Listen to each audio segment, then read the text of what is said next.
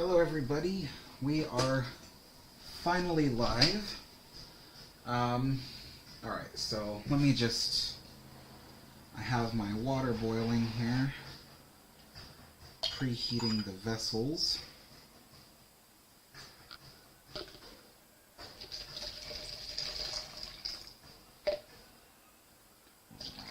That's good. This one.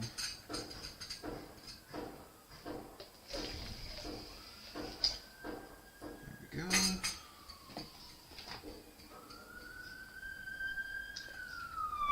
Jeez, it is so loud outside today. When I moved here, I was like, this is the quietest neighborhood in the world. And the next thing I know, they start constructing an apartment complex next door, and then everybody's coming out of the pandemic, so there's cops and fire sirens all the time. Just a second, let me close one of my windows. It's so loud, it's distracting me.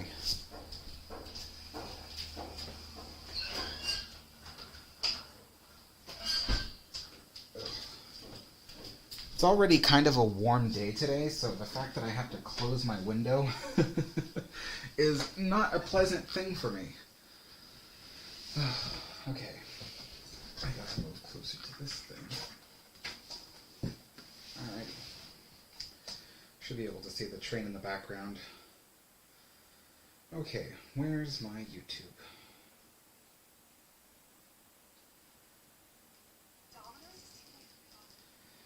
Alrighty. Let's see who is... we have... Tyler is here. Hello, Tyler. Hello, Anguirus Gamer. Hello, Ken. How's it going? Hey, Vincent. Hello, Luke. Teutonic says, hello, Alex. Hotel internet moment, so I can't stay long. Oh, okay. Hey, Fox. Ryan. Let's see.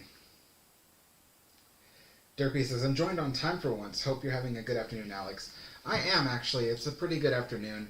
I just finished putting together tomorrow's video. So that's the Benson Hotel video. So it'll be up tomorrow, this time tomorrow. So whatever time it is for you, it's this time tomorrow. Is when it'll be up for you guys to see. And it's the Benson Hotel video. It's really good. You know, I hope you enjoy it. I hope every one of you watches it. So, yeah. And let's see. So today, we are having English breakfast tea. And I have my tea thing here.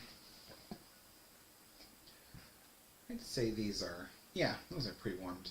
It's kind of a warm day, so the china pre-warmed a lot faster than usual.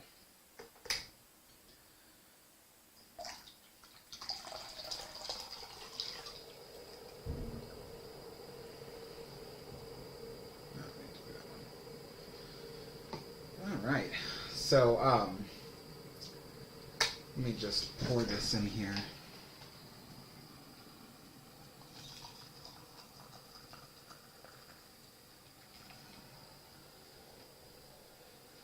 That's good. And this thing, give it a second or two to let it equalize slightly. So yeah, I just finished the Benson Hotel video. I just watched it. I was like, oh my gosh, this is really good. It's a really short video, but it's, as they say, short but sweet. So, I wish I could have made a longer video out of it, but there really wasn't enough information for me to put into a full-fledged video, you know? Of course the thing moves.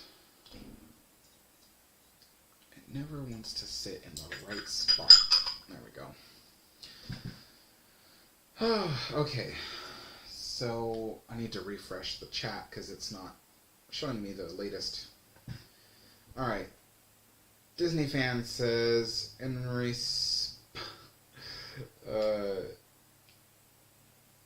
response to your answer to my question, wake up, it does not matter on the views on you.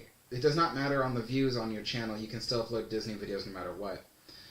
I'm not saying that I'm never uploading Disney videos again, but actually it does matter. The views. The views can kill a channel.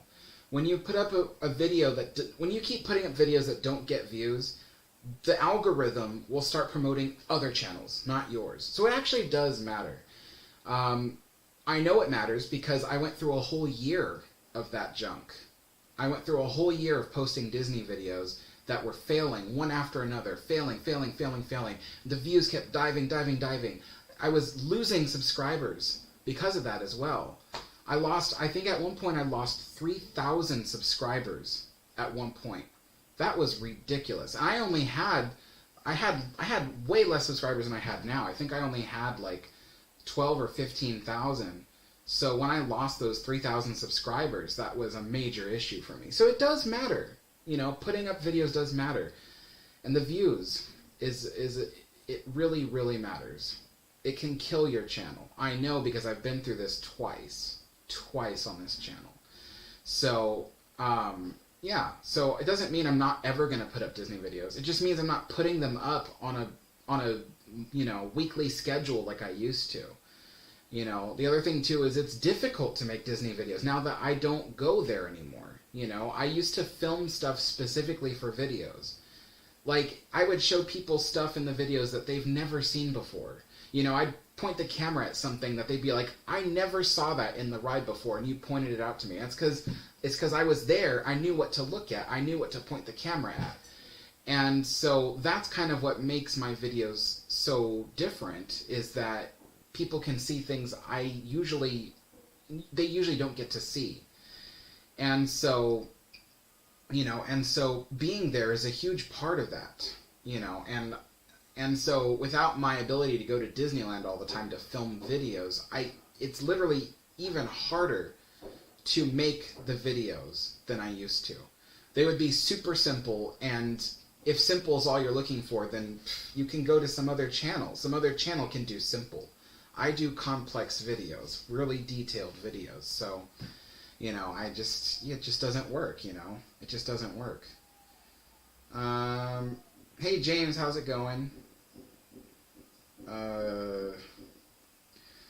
Tyler says, if you have time for a movie, see the live-action Sonic the Hedgehog, and then see the new Sonic 2. Sonic is getting me stoked. I don't have time for movies.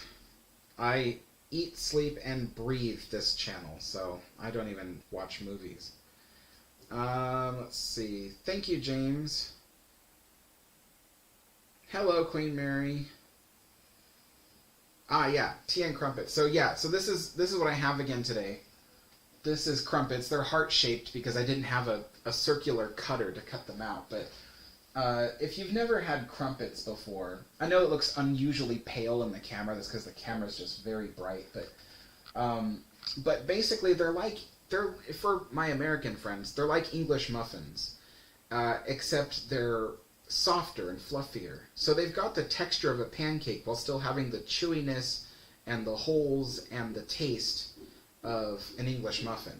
So they're actually really good, and traditionally you eat them with butter and then you add more stuff to that. So today it's just butter for me. Oh, I didn't even check what time I put the tea in the thing. Maybe I can use my live stream. Let's see. Oh, that's not what I wanted. That's where I put the tea in at 4 minutes 53 seconds. And now it is, what is the duration? The duration is, so 5 minutes it's already been 5 minutes. Wow, that was fast. Wow.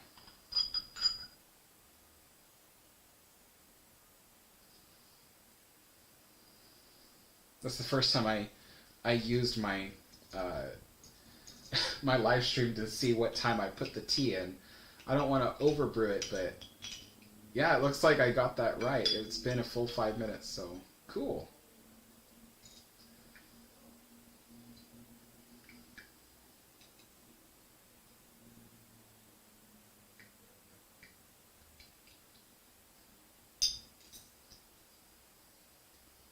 Yeah, I remember in 2020 the problem of posting videos was getting so bad because no one was watching. I ended up contacting YouTube. I was like, what is going on? Why am I not getting the views I used to get? And they were like, have you been posting videos that have been,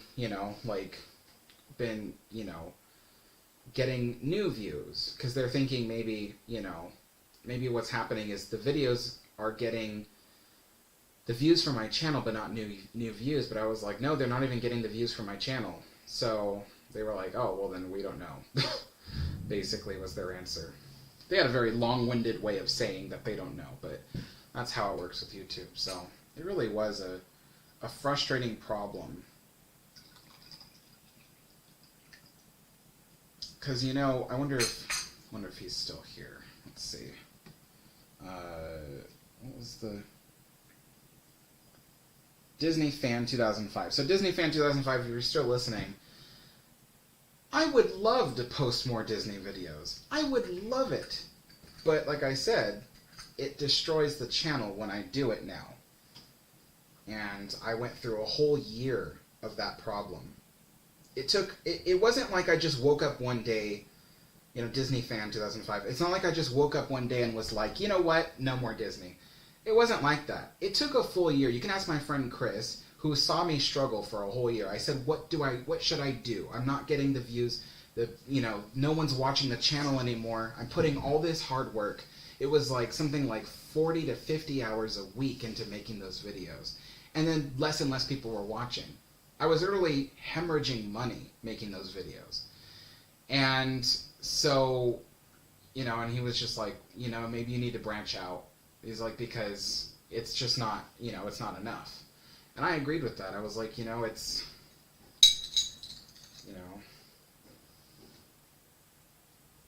it's expensive to run this channel.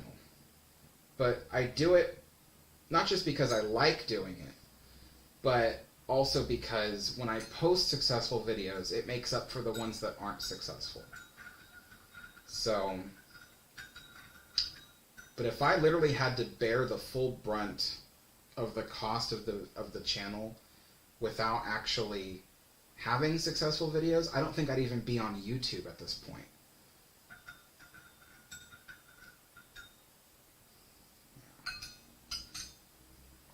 All right, let's see.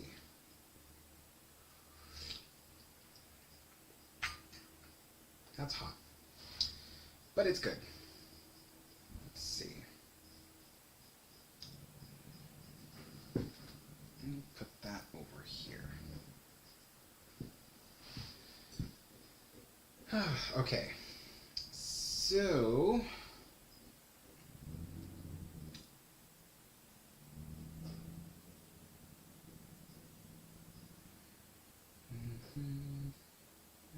let's see.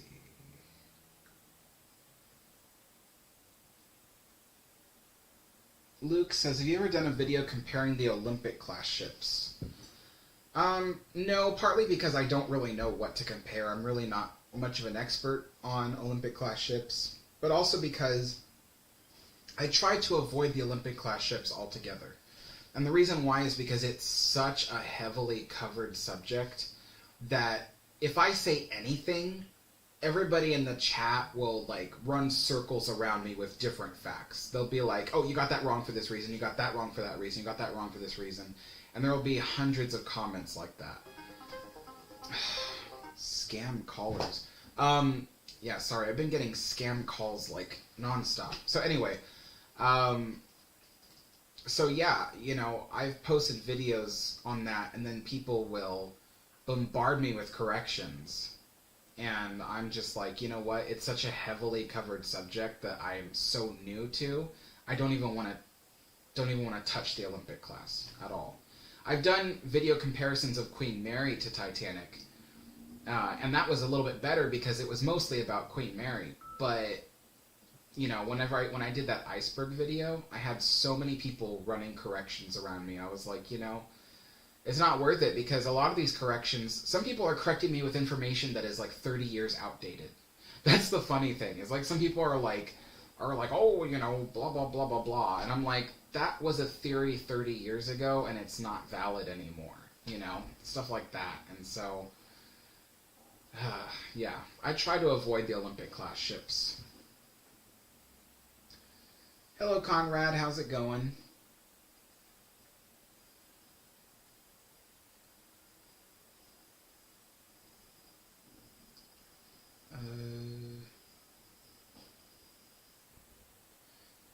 Carl says, I started Titanic 2 on YouTube about 20 minutes in. It was nice to see Queen Mary had a cast in the movie. Too bad the movie did not seem that good. Yeah. The Queen Mary's been used in a lot of movies. And she's probably been used as a, you know, Titanic movie set a few times. And as a movie set for other stuff several times. It's pretty funny.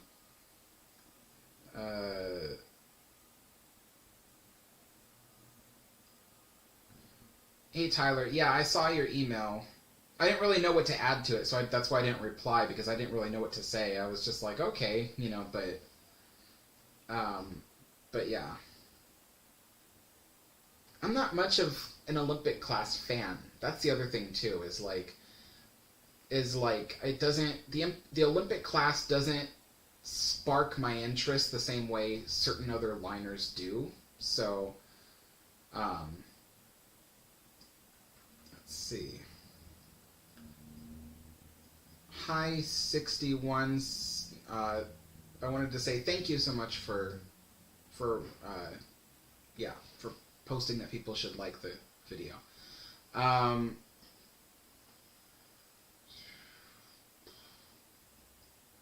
James Miller says, please make a Cunard movie. Oh, like someone should make a movie about the Cunard company, or about Samuel Cunard. Hello, Ivan. How's it going? Ivan says, I was wondering how exactly did they get the Spruce Goose where it is now? Oh, that was an interesting story. So, to move the Spruce Goose to where it is now, I'm going to have some of these crumpets. They had to take the Spruce Goose apart into several pieces. I think 1, 2, 3, 4, 5, 6 pieces, I think it was. And then they put it on 2 different barges. Do I have that correct? Was it 2? Maybe it was more. Maybe it was 3 barges. And then they floated the barges all the way up the coast of the United States to Portland, Oregon. And from there, they floated them down the Willamette River south to, I forget what city, but the closest city from the Willamette River to McMinnville. And then from there, they had trucks haul the pieces individually to McMinnville, Oregon. And yeah, and then the pieces kind of hung out for about a couple years, I think, in specialized conditioned buildings that were temporary. And then when the museum was finally completed, then the plane was assembled inside the building.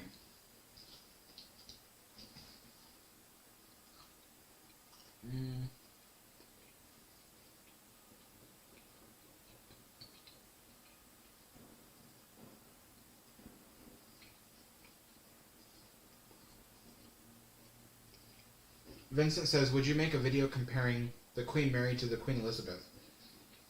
Yeah. I can do that. Oh, also, on that note, so I don't know if you guys noticed, but there's an upcoming live stream for Saturday the 16th, and I think you guys will love it. So it's going to be a new series of live streams, and what it is basically, in each live stream there will be a different thing we focus on, but we'll be talking about, the abandoned or forgotten areas of the Queen Mary. We'll be showing you before and after pictures and sharing stories. And the person who will join me is a man named Stephen Ablonzi. He is the historic advisor for QMI Restore the Queen. And he's, I would say he's somewhat of a historian. In my own words, I'd say he's somewhat of a historian of the ship, because he knows way more than anybody I know about the Queen Mary. Especially way more than I do. I've been learning a lot of stuff from him as well. So, yeah. So, and he used to work on the ship while it was in Long Beach. So I think, from the 1990s, through to the early 2000s and all that. So, so he has lots of stories of working there and walking around and talking to different people and, and meeting former crew of the Queen Mary and stuff like that. So he's got lots of stories, lots of information to give, and so he will join me on the live streams, and each time we'll just talk about abandoned places on the ship and what they used to look like, what they used to be, and what they are doing with them now, and how they look now and stuff like that. And then we'll be doing a separate series as well, where we talk about the Queen Elizabeth and the different spaces on the Queen Elizabeth. So that's a separate series from that, but nevertheless, it's still live streams with me and Steve, and we will be talking about the Queen Elizabeth as well. So 2 different live streams, one about the Queen Mary's abandoned places, and one about the Queen Elizabeth and what was inside of the ship. And of course, again, more history and anecdotes and things that Steve can share. So I'll be learning stuff at the same time as you guys will, which will be the funny thing. You'll see me react to, Steve's stories and stuff, because I've had, phone conversations with Steve, and we go for, hours and hours about, the history and all that stuff, and, I've met, one of Steve's friends and stuff. It's just, it's really cool, all the stories that he has. So, so stay tuned for that. Those will be some really interesting live streams, and I think those will be 2 Saturdays a month. I don't think I can do it every week. Every week would be a bit much, but 2 Saturdays a month, that live stream will happen, and I think we'll be doing the live streams at 2 p.m. Pacific time on 2 Saturdays of the month, just so you know. But the first one is the 16th of this month, so keep an eye out for that.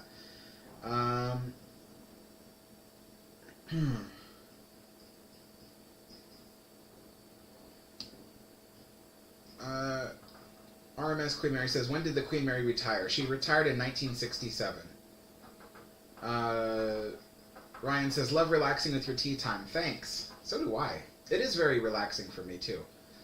I was working all day so far today. I think so far it's been closer to 6 hours on that video that I just finished. And so this is my break time. I get to step away from the computer, even though I'm kind of live streaming, step away from the computer and just, have a snack and talk to people. And then after this, I'll be working on the next video that goes after that one. So, oh my gosh. So,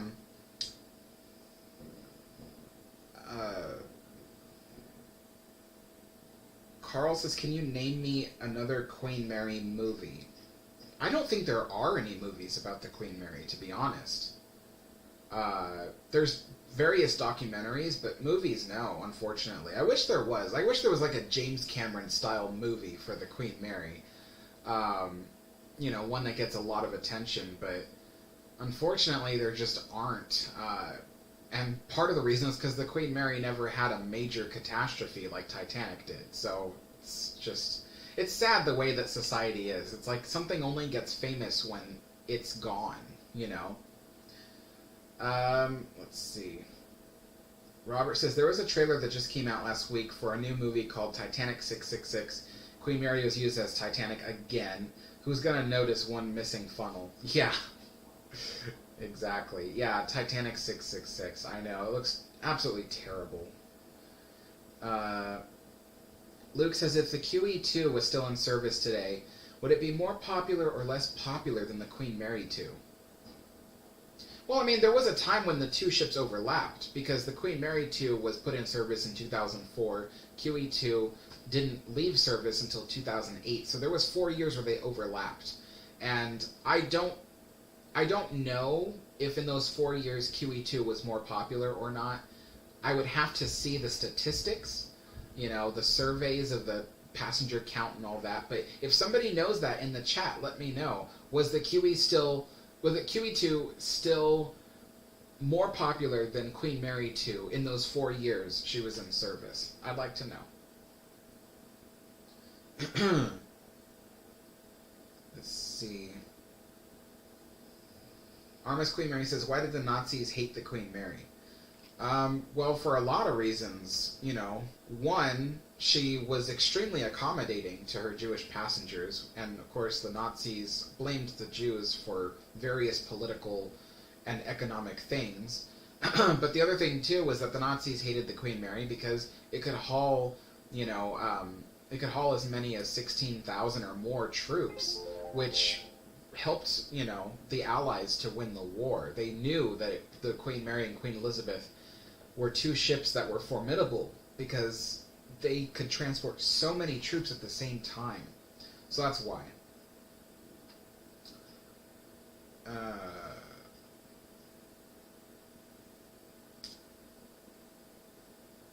Hi61 says, just watched a recent YouTube video about the Queen Mary, and they said that the city has new plans to have it restored. They plan to scrap the sub that's parked next to the Queen Mary. You probably saw my video, to be honest, because I've been posting monthly updates on that. But the city has not yet officially announced that they are going to scrap the submarine. That's not an official statement yet. They haven't decided yet. They still need to. They still have some legal issues they have to get past. Let's see. Oh, see you later, James Miller. Titanic Gaming says, why did they put the submarine next to the Queen Mary? Because the person who owned the submarine, they purchased it and they wanted to, make an attraction out of it. And they made an agreement with the leaseholders of the Queen Mary at the time and said, hey, can we put this in the lagoon so it's nice and safe with the Queen Mary? And whoever was the leaseholders at the time agreed to it. And that's terrible. It was the worst place to put that submarine. I'm not a submarine person, but there are better places to put the submarine. Honestly, the submarine probably belonged, if anything, on the downtown side of the harbor. But they put it next to the Queen Mary, which, first of all, ruined views of the Queen Mary's bow, because now you can't get a picture without the submarine in there. But the other thing too is now that it's all but abandoned, it keeps falling into worse condition, and it just looks even worse next to the ship. And now they're having a problem where they need to figure out how they're going to get rid of it, and if they even can. So it's like it should have never been put there.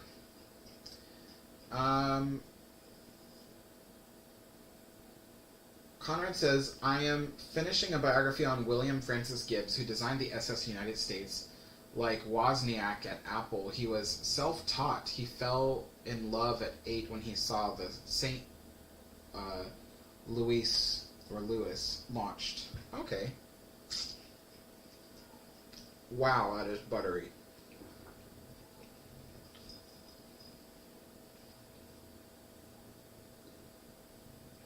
Ryan says, does the submarine still get boarded? Does it leak? No, nobody is allowed on board. It's pretty much, for all intents and purposes, abandoned.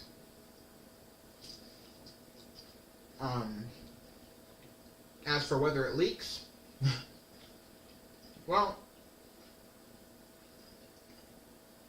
I've seen photos of it leaking, but some people would rather go on my YouTube channel and call me a liar, so I'm not allowed to say that, apparently.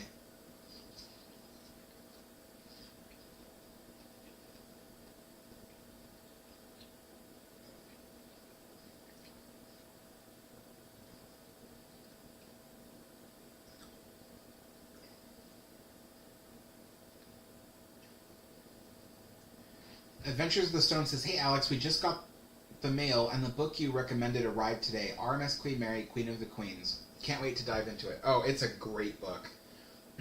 The first chapter about how they acquired the Queen Mary was really interesting. But then once you start going into the history of the Queen Mary, it just gets so much more interesting from there.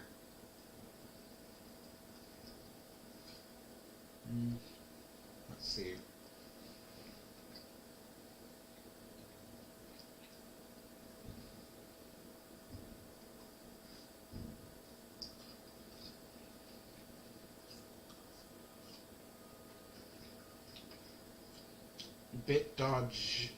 Dodgy said, "I got banned from a stream for saying an opinion." Really? Whose stream? And what opinion?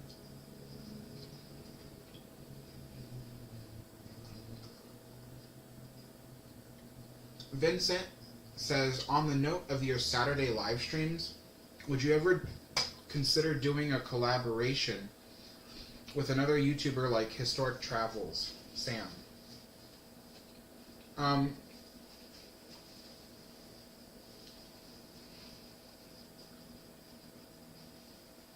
Well, the Saturday streams are going to be about the Queen Mary and Queen Elizabeth. And that's why I wanted Steve to be doing it, because he is a wealth of knowledge and stories of, especially of being a former employee on the ship, and he's seen a lot of stuff. He's explored the entire ship before, so it would be very interesting to hear that stuff. So I think if I was to do, say, my friend Fox from Fox Starline, he's been saying that I should do like a podcast where I talk about ocean liners. And I thought, well, if I do a podcast, that's where I'll start, asking for people to come on. Like, Kip for Fox and Historic Travels and all that stuff. So, but the thing is that it's hard for me to do that kind of thing, because I don't know a lot about the ship. And I know this sounds pathetic, but I feel like, not about the ship, about ships in general. I know this sounds kind of pathetic, but I feel like I wouldn't be able to contribute much to the conversation. My history videos are so good because I've spent weeks specifically researching that specific thing. But as soon as I start getting into territory of stuff I don't know, I can't add to the conversation. It would be my guest talking the entire time. And so, and that's not a bad thing, but people who watch the channel expect there to be a good back and forth, They expect me to share some things. And I wouldn't be able to do that, So literally the host of the channel wouldn't be able to contribute to the conversation. That doesn't make for a very good live stream. So that's part of the reason why I've been reluctant to start like a live stream podcast like that, is because unless it's the topic of the Queen Mary or something else I'm versed in, like the Queen Elizabeth at the moment, I'm still learning about the other ships. I've got all my books and stuff like that, but it takes time for me to learn that. I can't just catch it all up in an instant. I have to. It's literally like I'm on the side of making my videos. I'm almost like doing college courses on ocean liners. So it takes time, and at the moment I'm just not well versed enough to talk about other liners. And the other thing too is people will know, after seeing my live streams so far, I'm very particular about what liners I like. So I couldn't just, put up any liner on the live stream, because I wouldn't be interested in talking about it, Someone says, "Alex, make a live stream about the SS United States." I'd be like, I wouldn't, because the SS United States doesn't interest me. So, that's why I'm probably never going to make a history video on the SS United States, or I'm probably never going to do a podcast about the SS United States. I'm just not interested. So, not unless something happens and my interest is suddenly sparked. But, you know. But, yeah, so, I don't know. I've wanted to do this one that I'm doing with Steve because of the fact that it's, the Queen Mary and Queen Elizabeth are two subjects that I know a lot about, after doing, what has it been, almost a year and a half of research on the Queen Mary and Queen Elizabeth. I know so much about them now that I can contribute to the conversation, even though Steve knows more than I do, and even though he's actually got stories to give. I actually know enough that I can contribute to the conversation and ask good questions, So, but yeah, that's kind of why I haven't done it yet.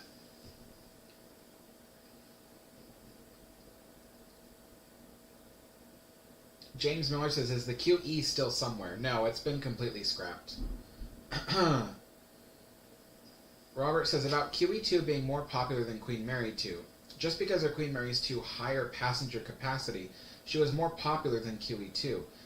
To this day, excluding COVID, Queen Mary 2 regularly sails at near 100% capacity. Now that part I knew. That part is fascinating because I've been looking into, taking a transatlantic crossing, and yeah, it books almost 100% capacity almost a year in advance. And that is crazy. It's a popular ship. That's what gives me hope that maybe after Queen Mary 2 there will be another ocean liner, because the Queen Mary 2 is still extremely popular.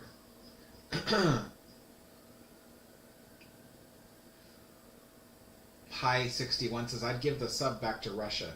No, don't give them more reinforcements and machines.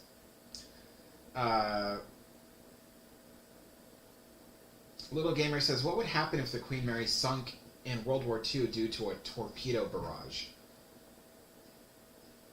Then it would sink, and everything we talked about on this channel wouldn't have happened. Let's see. NWR says, what model train scale are those models in the background? This is ON30 scale. So eventually when I get this whole thing fixed, you'll see them running, and you'll see me building onto this layout and making scenery and buildings and stuff. You'll see all that happen, but yeah, it's an ON30 scale layout, and it is heavily damaged and needs to be repaired. Titanic Gaming says, is Queen Mary actually haunted? Like, who believes it?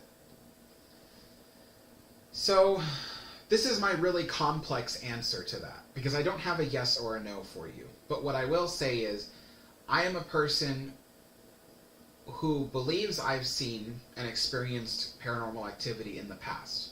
I know for certain that the most paranormal activity I've ever seen was when I worked at Disneyland, and I have videos about that where I've talked about my experiences. So I do believe that ghosts in some shape or form exist. Some explanation that is missing from our world can explain why they exist. But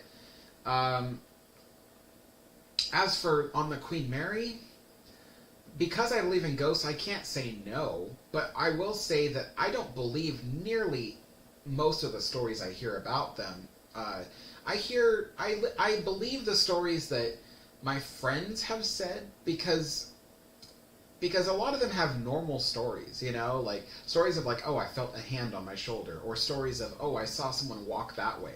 But the stories that are like written in books about the Queen Mary are ridiculous. Like, some like, ghost of a crew member coming into somebody's room and beating them up 3 times in the night. I'm like, it's a ridiculous story. Like, there's nothing realistic about it at all. You can tell it's fake, And then, of course, there's Disney, who created a bunch of those haunted stories. I think in the last live stream I already went over this. I'm not going to go in full detail, but Room B340 is completely made up. The whole Jackie and the swimming pool thing is made up by Disney. It's all, a lot of those stories you read in books or see on YouTube channels, a lot of it is fake. It's all fake stories, either invented by Disney or invented by marketers soon after Disney. So it's just not that stuff is real. I've never seen a ghost on the Queen Mary. I've visited the Queen Mary several times in my life. Never seen a ghost. Never felt creeped out on the Queen Mary. It seems like a really happy ship, especially last time I was on it. You felt the love from the ship almost emanate from the walls. The ship was beloved, and you can feel that. So if there are ghosts on the Queen Mary, I don't believe, as I always say, that there's some portal to hell deep down in the ship. I don't believe that. If there are ghosts, they're ghosts who were happy and enjoyed their time on the ship. But I've never officially seen a ghost. The closest I ever came was I thought I saw someone walking on a catwalk when I was going through the propeller shaft room, and I looked to my left and there looked like there was a person walking, but it could have easily been another object that was in my view. So believe it or not, I'm actually pretty skeptical of ghosts, despite the fact that I've actually seen them. But the reason why is because I think that ghosts are a really rare phenomenon. I don't think they're nearly as visible as people make them out to be. So, all my time working at Disneyland, I've experienced ghosts, paranormal stuff and ghosts, but I've never seen one. Well, except for one time when I did see Jackie. Not Jackie, I'm sorry. Why did I think Jackie? Because I'm thinking of Little Girl. There's a little girl in the Golden Horseshoe, and I did see her once. So that's the one time I saw a ghost. But of all the other times, never saw ghosts, just felt the presence. But, yeah, so it's a really complex answer. But I don't believe there's anything evil on the Queen Mary. I don't think there's anything, like that. H61 says, your train model is sweet. Thank you so much. Yeah, I'm excited to get it running again. I think on Wednesday I get my next paycheck, so I'm going to buy some stuff that can help me fix up the layout, get it running. I have to find the transformer that powers the whole thing. I don't know where it is.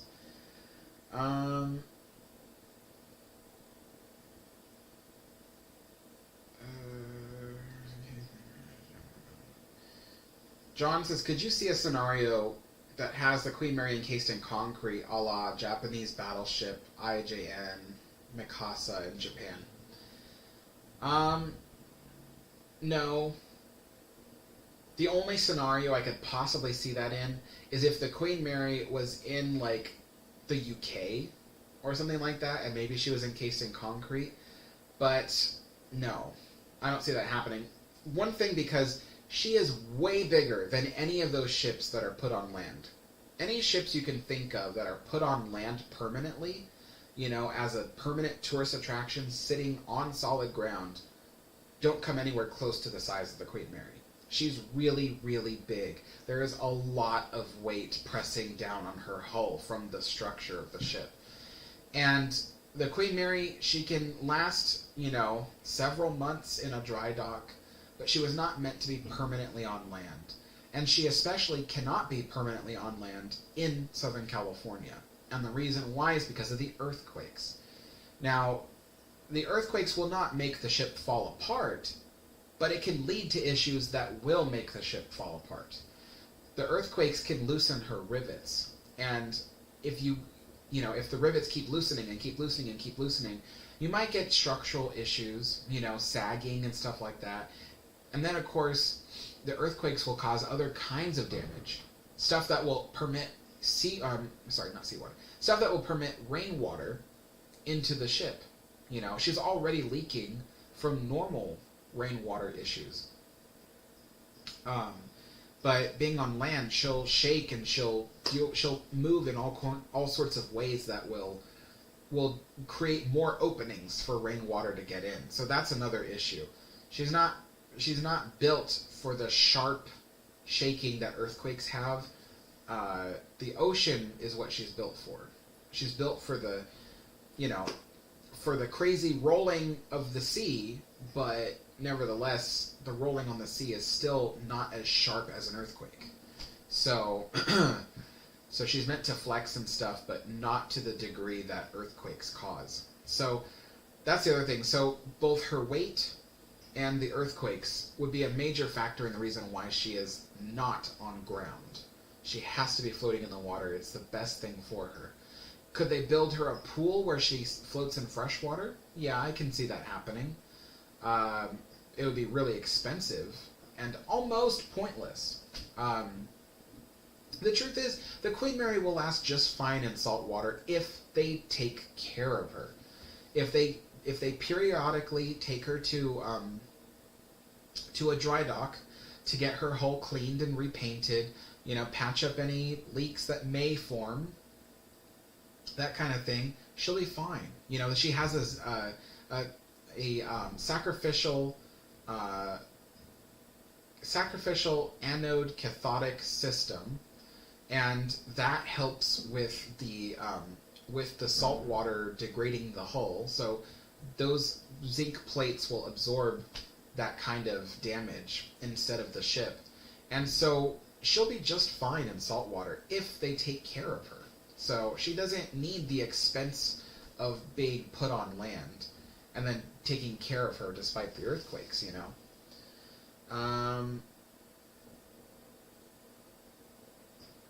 Let's see.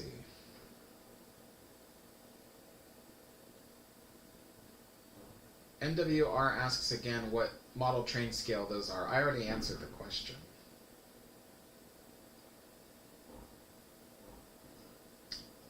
Alright, that's the third time. So, NWR number 4 Gordon, I do have a rule. I know that you're new, but I do have a rule that you can't spam the chat with multiple questions. You have to wait till I get to your question. If I happen to pass your question, I pass it, not before I get to it. If I pass your question, you can ask it again. But yeah, I don't allow spamming in the chat because I can't have everybody asking the same questions over and over again. So, but yeah, let's see.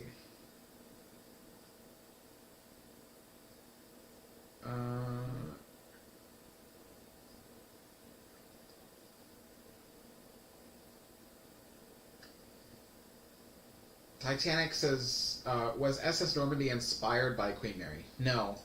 SS Normandy was built to compete. SS Normandy was built to compete with other large liners, like the Bremen, for instance. There's many others, but that's the first one that comes to my mind. The Bremen, the Rex. So Normandy was made to compete with those liners. But the Queen Mary was not yet announced when Normandy was first being constructed and announced. So Queen Mary was announced after Normandy was announced. And Queen Mary, set sail after Normandy set sail, almost a whole year later. So yeah, Normandy was not inspired by the Queen Mary. And the Queen Mary wasn't inspired by Normandy. The Queen Mary was being built to compete with Normandy, but not inspired by.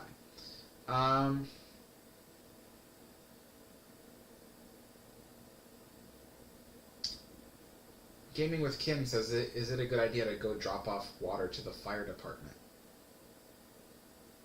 That has nothing to do with my channel.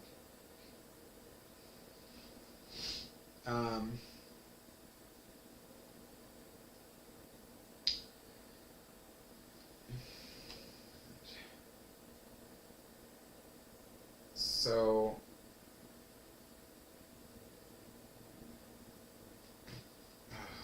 I'm not sure I can pronounce your first name. I'll say your last name, Franklin. Being a former cast member, what were some of the ride shops that people didn't really enjoy working at?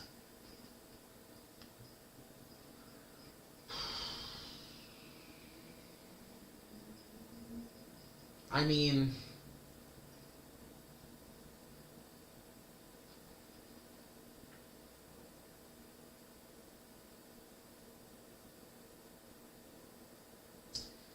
It's hard to say. It's actually easier just to ask, like, what rides shops did people prefer to work at? Because most of the rides and shops people didn't actually fully enjoy. I know that, like, there's people who say that I mean, because everything has like a thing. So, like I've heard people say, "Oh, I loved working on Space Mountain," but then you hear other people go, "Yeah, but whenever it breaks down, which is all the time, you have to climb up all those stairs." So I can't say that they loved that because then there's like an equal amount of opposition to that. You know, I've heard people say, oh, "I love working on Finding Nemo," but then they say, "Oh, but in the summer it was terrible. You were dying." And so I don't know. I honestly couldn't answer because every single ride has its ups and its downs. I've never heard one ride be talked about more favorably than another ride or a shop. I've actually spoken to less people in the merchandise department. So I don't know as many people or heard as many stories either from the merchandise department. I can't think of a ride that everybody loved working at. I've heard lots of good things, though, from the Disneyland Railroad, so maybe that would be it. A lot of the conductors who work on the Disneyland Railroad, they loved it. A lot of the engineers loved it. There was rarely moments where they hated it. So I guess it would be Disneyland Railroad was most favorable. But that's just, anecdotal evidence. I don't know many people in those other departments.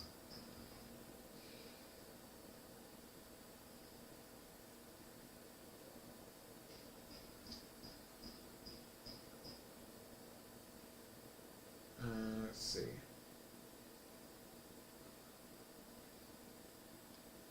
Oh, Historic Travels is here. Got any plans for Titanic week? I don't have any plans for Titanic week, actually. I don't really know what I would do. Yeah. I don't know. I don't know what I would do. For people wondering about the model trains here, the model trains, these are ON30 scale. So they're O scale, but narrow gauge. And so they run on HO scale tracks. So they're ON30 is the scale. Let's see.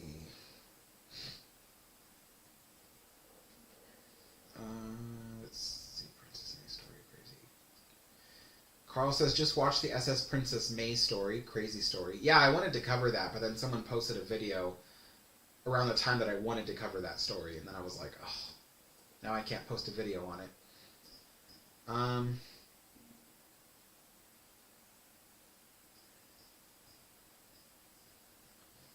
Let's see.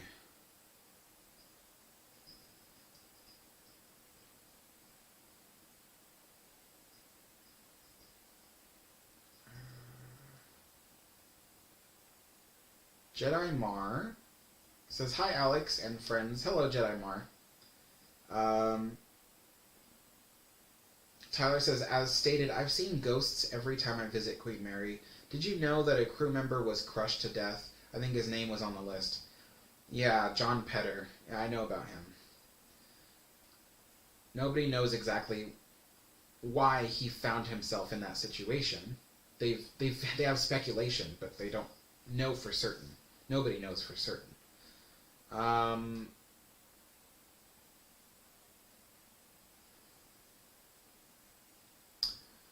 Mike says, do you think the ghost story thing was rumors from when it was used as a haunted hotel? It's still used as a haunted hotel. That's why these ghost stories are there, is because Disney started it. They were the ones who were like, let's start marketing the ship as haunted,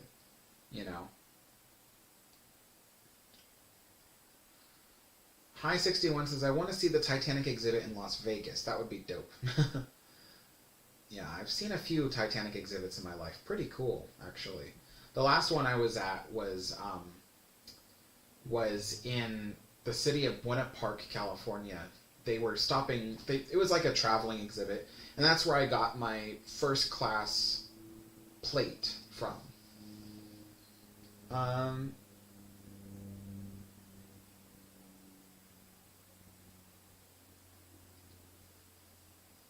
Titanic Gaming says, could the owners of the Queen Mary open her up if they wanted to? Well, the owners would be the city of Long Beach. But no, they want to. They want to, but the problem is that she needs these safety upgrades that she's currently undergoing. She needs the safety upgrades to be allowed to open.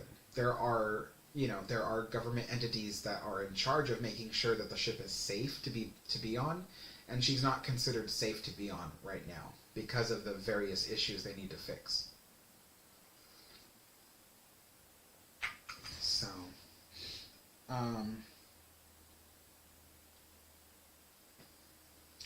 Mysterious Wanderer says, "Are you following Artemis 1? I don't know what that is. Vincent says, "Are there any other Cunard ships you like besides Queen Mary?" Oh yeah, I like the Queen Elizabeth. I like the Campania, the Lucania, the Mauretania, the Lusitania, the Carpathia. Let me think what else. I like the second Mauretania. And there was another one.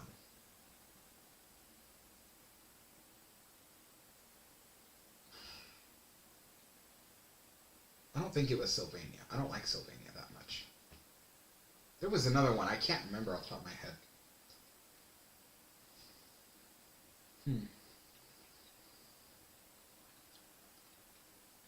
Yeah. But I like a lot of Cunard ships. I also like the Queen Mary too. And I like the QE2 a little bit.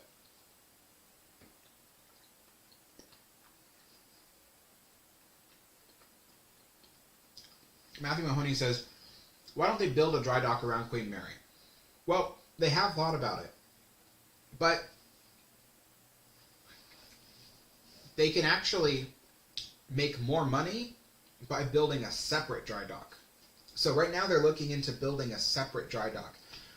And the reason why is because if you're going to spend hundreds of millions of dollars on a new dry dock, you might as well build it separately so you can let other ships rent it out.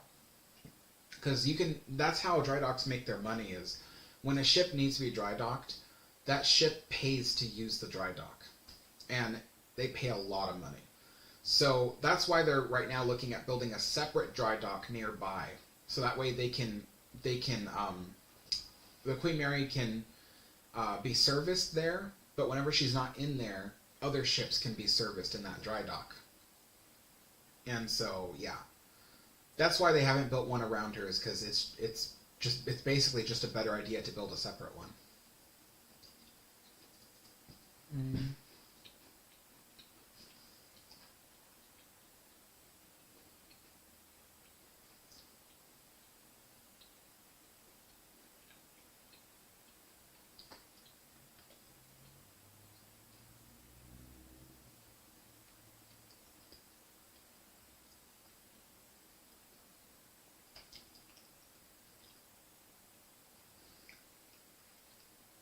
Let's see.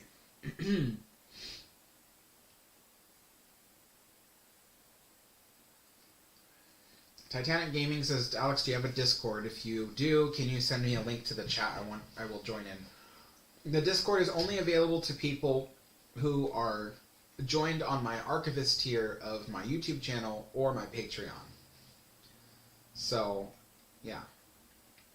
That's how you can join the Discord, is by joining those.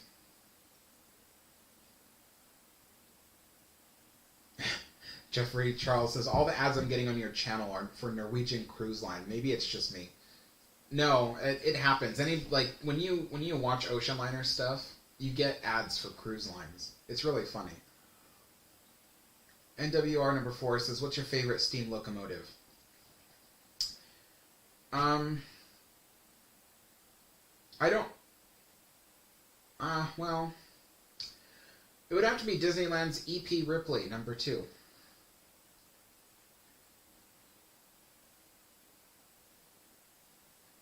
Kraken Teeth Gaming says, "Hey Alex, off topic, but I just want to say that I like the darker colors on you." Thank you. RMS Queen Mary says, "What caused the SS Princess Louise to capsize?"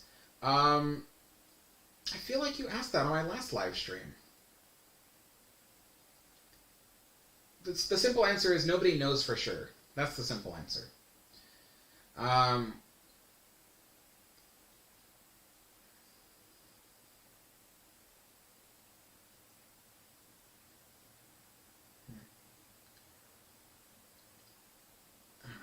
see. Vincent says, could Queen Mary be seaworthy again, modernized to today's engineering standards to travel the ocean again? I would assume probably not. There's a lot of work that would need to be done. It's not economically possible to make the Queen Mary seaworthy again for sailing, but it's not impossible. If there's a billionaire who's willing to waste, several billion on the Queen Mary, they could make it happen. But then it would be pointless because the amount of refurbishment work, the amount of alterations, and I do mean alterations, not preservation, alteration. The amount of alterations they would have to do to the ship would make the ship almost unrecognizable. That's how bad it is.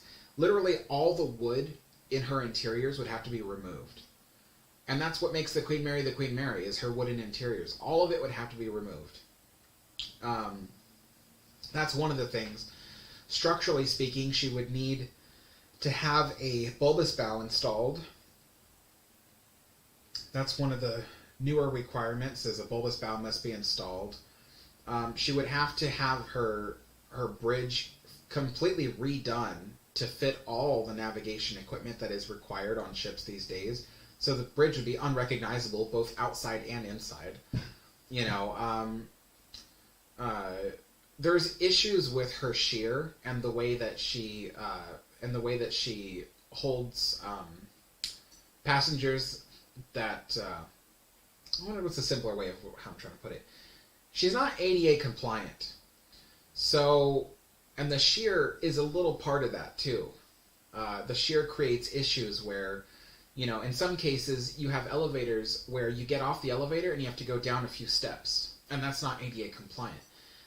The elevators themselves are not big enough to be ADA compliant. So they would have to remove her elevators, enlarge them, add ramps everywhere to get people up and down the various steps and stuff like that. They'd have to, I think there's also rules on how many stairways there has to be on a ship.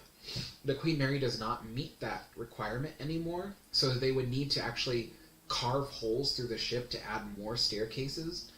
Her engines and all that stuff would not be the same. She would have to have all new engines and things. It's just so many changes would occur, so many physical changes. She would not look like the Queen Mary anymore when they were done. And that's why it's not economically or logistically possible. It's too expensive and too ridiculous. And, she wouldn't make enough money if she were put to sail again. And frankly, people wouldn't really enjoy, the only people who would enjoy staying in her rooms are, ultimate fans of ocean liners. Because in terms of what cruise ships offer in their rooms, the Queen Mary doesn't compare. So the Queen Mary's rooms are too old, and they also are incredibly awful. Tyler says ADA. What is ADA? That's the Americans with Disabilities Act. So the Americans with Disabilities Act, it's helped to create guidelines for how people with disabilities are able to access areas. So everything from wheelchair ramps to how big elevators must be to how big spaces are. When I was designing my cafe a couple of years back, one of the things we had to do was we had this tiny little shop. It was really small, no wider than my apartment. And there had to be at least one spot in there with a 5-foot turning radius for wheelchairs. And I remember between all the seats we needed to put in the shop versus where everything was, the counters, the merchandise, there was almost no room to install one. And there needed to be a space for them to be able to turn around and go back the other way if they needed to. So we had to sacrifice, some things that we wanted to put into the shop to make sure that there was enough space for people with wheelchairs to be in the shop. And then the door to the shop had to be altered because the door frame wasn't large enough to fit wheelchairs through. So we had to make adjustments for that, and then, and then they almost made us pay for a separate wheelchair ramp right outside the shop because the parking lot is the nearest wheelchair ramp from our shop was quite a ways away. And they wanted us to pay for it, and we were like, well, we don't own the property. Somebody else owns the property. They're in charge of that. And I don't know how that person got around it, but they did. They got around it, and the city never required us to build another, ramp or anything. So, but yeah, it was, so there are a lot of ADA compliance issues, the things must be, ADA compliant. Other countries have similar, they don't, obviously it's not called ADA over there because it's not America, but other countries have similar things for people with disabilities. So, ships that are put out to sea must be able to meet those requirements, and there's a lot of them. Yeah, let's see. So, anywho, I'm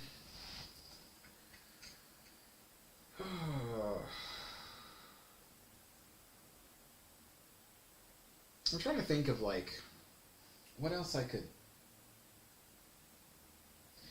Oh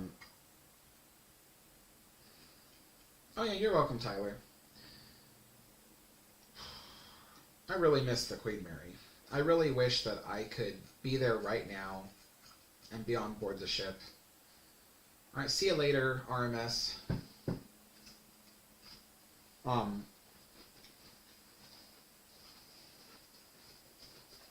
It makes me so mad that things happen the way that they did.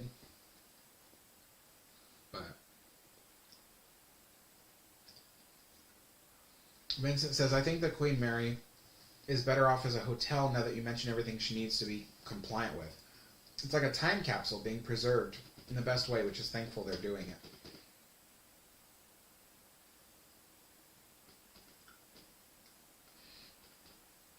Jeffrey Charles says, do you have time to study Disney history if you're not making videos on it just for fun?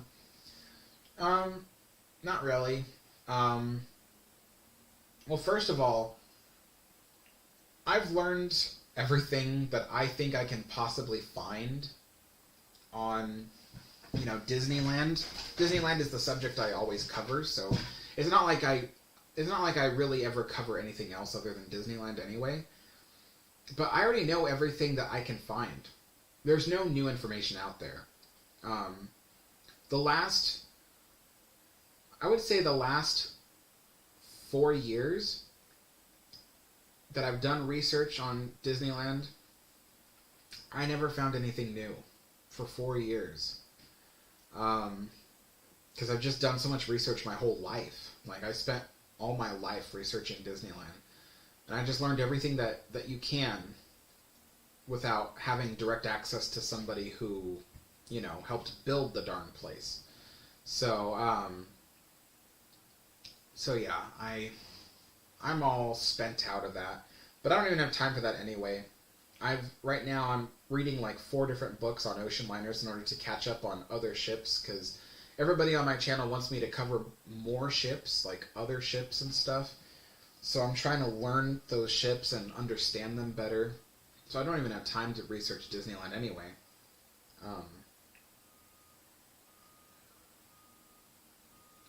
NWR number 4 says, have you heard of the Flying Scotsman? Oh yeah, Flying Scotsman's a very famous locomotive. Octarian says, what if the U-103 sank the Olympic? How would it have affected history and the White Star Line?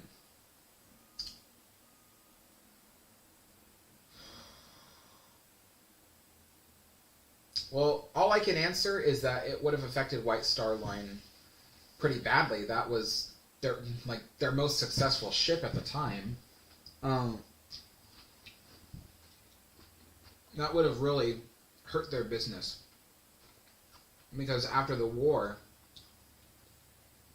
they went through so much hardship. But as for how it would have affected history, I couldn't tell you. I don't know.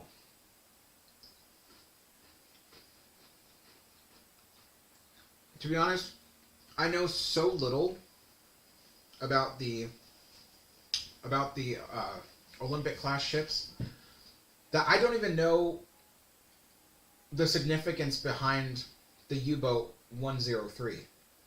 I have a feeling the reason why you asked that specific number is because it has something to do with Olympic, and I don't even know what it is.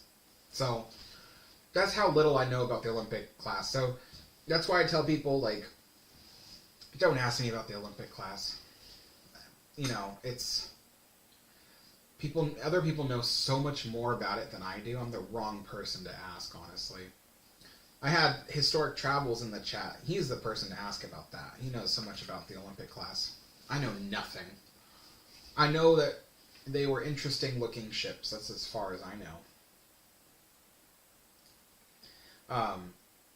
But you know what's interesting was when the Queen Mary was retired, they removed her Turkish baths.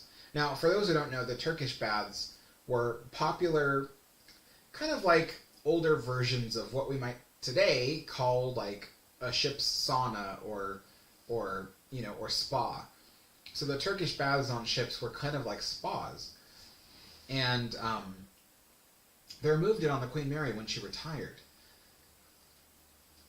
Now, what's funny was that they ended up building a spa on the Queen Mary. They built it, what was it?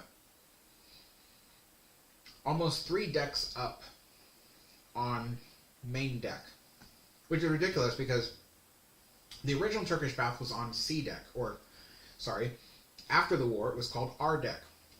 So they built the Turkish baths on R deck, and they didn't keep them, even though they built new spas. So the horrible waste was that several of the Queen Mary's cabins were converted to a spa. Cabins were converted to a spa. They had a Turkish bath right there on our deck. They could have turned that into a spa. That's what it is. I don't understand why they removed it, you know. So that's one thing we're going to be talking about on that Saturday live stream idea that I had for, twice monthly. Eventually we're going to be talking about the Turkish baths and what they look like now and where they are and why they're not there.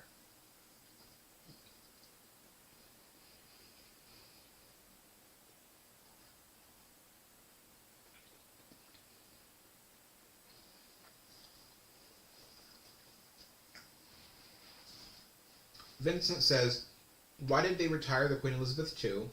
Why did they dock it in Dubai? I think Dubai bought it, right? Well, they retired the Queen Elizabeth II because she was old. She had one of the longest service lives for an ocean liner. I think she lasted 39 years at sea. That's a big deal. Let's see, what was it? Yeah, it was 39 years. Because she was put in service in 69. So yeah. 39 years at sea. That's pretty long. She just got old and outdated.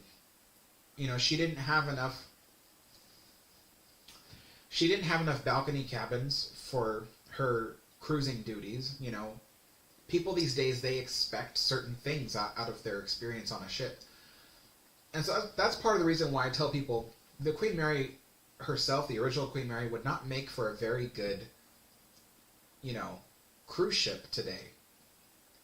A lot of people are like, oh, they should make her run again and people should stay on board the Queen Mary. It's like, no, look what happened to the QE2. She got outdated, People expect certain things from their experience on a ship when they pay tons of money for that. You start to realize that, that all the stuff you're used to seeing on cruises cannot be found on the QE2 or the original Queen Mary. And you start to feel like all the money you spent probably wasn't worth it compared to new cruise ships. So that's part of the reason why the QE2 was retired, was she just got old and outdated. But the other thing too is that the older a ship gets, the more maintenance it needs to keep running out at sea. So the QE2 was getting old. Her engines were installed, like her latest engines, I should say, were installed in 1987. So her engines were already, what was it, 20? Yeah, 20 years old. Yeah, 20 years old. So, her engines were going to be in need of replacing eventually and stuff like that. So she was just an old ship. That's just what happens when ships get outdated and old. But yeah, she sat for several years in a dock somewhere. I think somewhere near Turkey. And then she was eventually purchased and moved to Dubai, where she became a floating hotel. Right now she's a successful hotel, but they changed a lot of her interiors. So, people are like, oh, well, QE2 is a successful hotel. It's like, well, yeah, because they changed a lot. They removed a lot of her, whatever remaining interiors she had left that were original, most of them are gone. And they put all brand new aesthetics and everything in there. So she's essentially a modern hotel on an old ship. But she is successful, so I'll give them that. Yeah, I do not want the Queen Mary to be sold to Dubai. They would change everything about her. They would remove all her historic interiors and put brand new, modern interiors, just like they did to the QE2. I don't want that to happen. The Queen Mary is an Art Deco masterpiece. She needs to stay original, and Dubai wouldn't keep her original.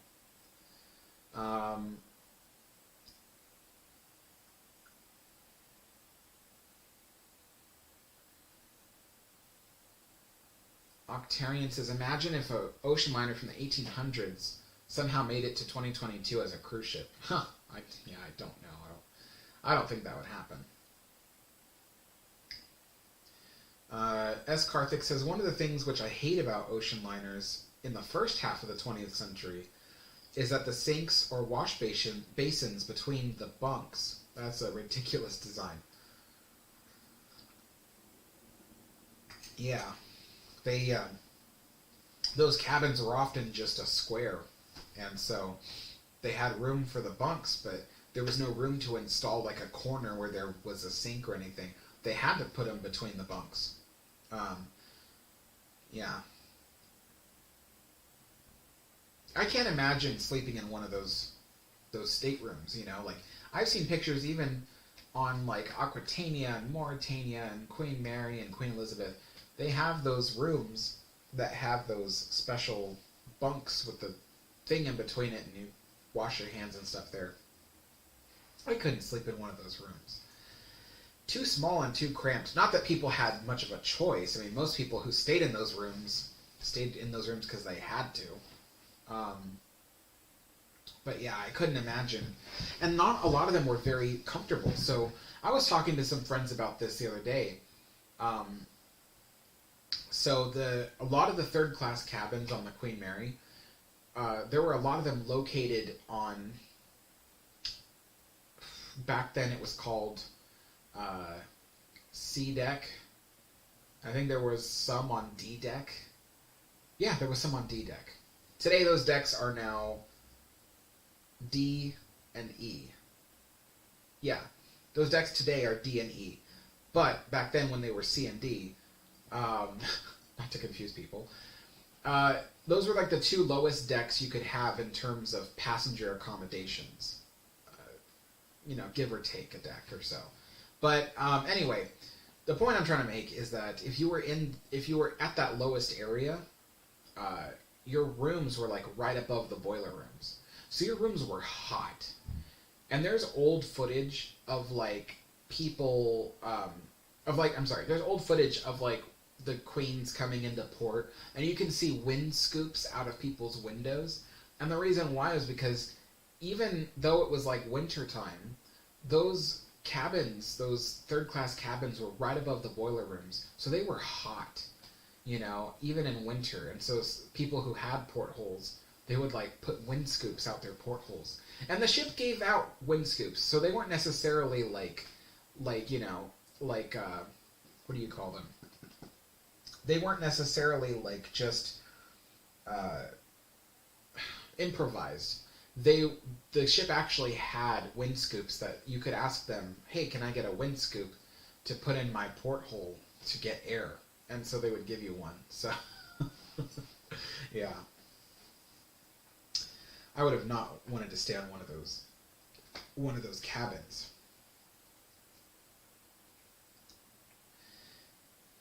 T Tangent says, I like your videos, Alex. They are good and interesting. Thank you.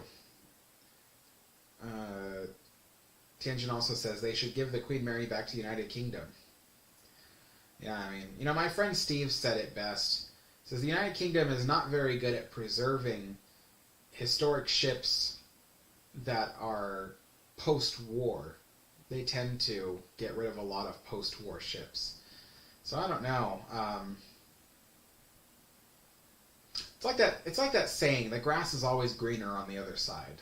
And that's because when you're in a spot where you're like, oh, this is terrible, this situation is awful, you always look over and you think that it's going to be better if the situation were different. But oftentimes it's not, you know. The grass is always greener on the other side. And so, you know, there's a lot of people that are like, oh, well, they should give the Queen Mary back to the United Kingdom. The United Kingdom would take care of her.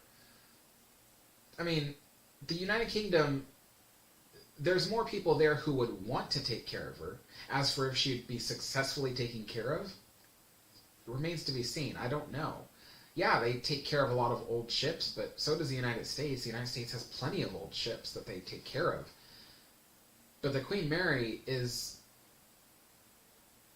No, yeah, the Queen Mary is probably the largest passenger vessel in the United States that is a museum that is being taken care of. You know, that is a retired ship, I mean to say. And even then, it's hard because she's so big. That's one of the biggest problems. Is like people go like, well, how come all these smaller ships get taken care of so well? It's like because they're smaller. The smaller ships are taken so much better care of because they're easier to maintain with a smaller crew. But the Queen Mary is so huge. I mean, yeah, there are some people here who've never seen the Queen Mary in person. She's huge. She is massive. When you walk up next to her, it's like a city block is staring you in the face. It's huge. And that takes a lot of upkeep. So there's so many people that are like, oh, why don't they just take care of the Queen Mary? It's like, well, besides the corruption, she's already difficult to take care of. She is a massive, massive ship. You know, takes you like a good minute and a half to walk from, you know, the port side to the starboard. And then it takes you several minutes to walk from, you know, from bow to stern. It's just huge. It's a huge ship. But yeah.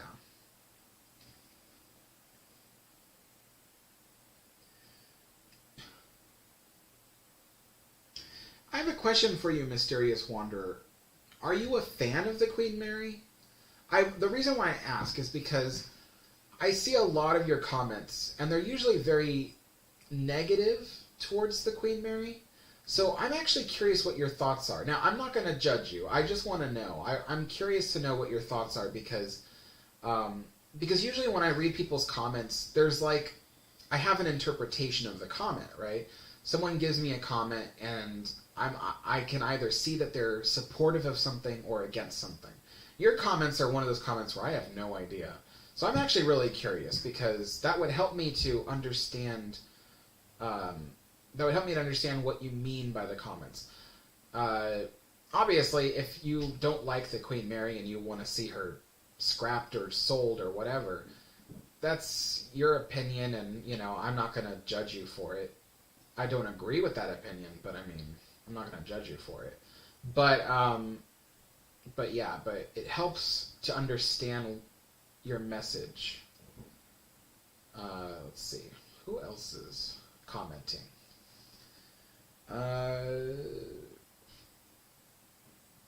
Ryan says not to mention it could be a flu trap if one of your cabin mates got sick. Yeah, being that close in such close quarters, that could definitely. That's one of the reasons why, even to this day, illness on ships is taken very seriously, because even on these massive cruise ships, there's still there's a lot of people in one area, and so they have to be careful because illness will spread very quickly. And so it was just like that on the Queen Mary too. You know, it's like the Queen Mary was a massive ship, but passengers could get sick real quickly. Thankfully, I don't know of any instances where the passengers spread like a epidemic on the ship. I don't recall any stories like that, thankfully. Let's see. Octarian says, do you know about the planned Oceanic 3? Yes. In fact, I was having a conversation with my friend Mateo last night about it, because he was showing me the concept art of it, and I was just like, yeah, we don't like the way the ship looked like on the outside, but I don't recall any images of the ship from the inside. So, I mean, there are ships that I don't like from the outside, but the inside look amazing. Like Aquitania, for instance. Aquitania, don't like the way it looked on the outside, but the inside was absolutely beautiful. So I wonder if the Oceanic 3 would have been the same. I wonder if it would have been beautiful on the inside. But the other thing, too, is I like steamships. So Oceanic 3 was going to be a motor vessel. It wasn't going to be a steamship. So I don't know. I don't know that... I'm a fan of steamships, you know? So that's my thing, steamships.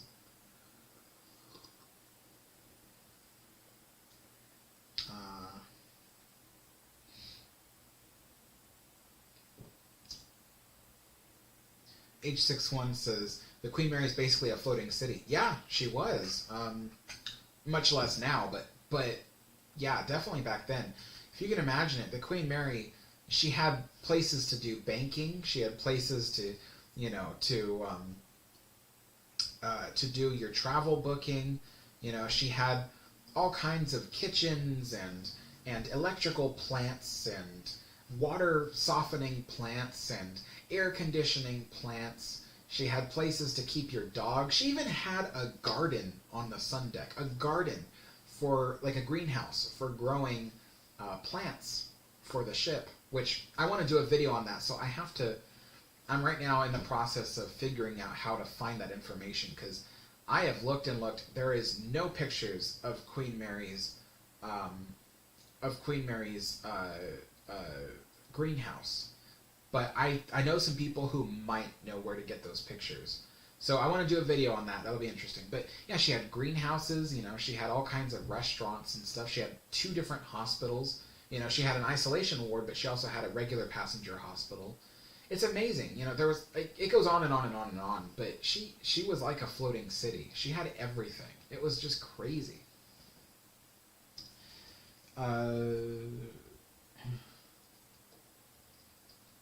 Philip says, what do you think about the HMS Belfast? It's another historic ship currently in London, UK. Yeah, it's a warship. I know about the Belfast. My friend had been on the Belfast, showed me some video of him on the ship and stuff.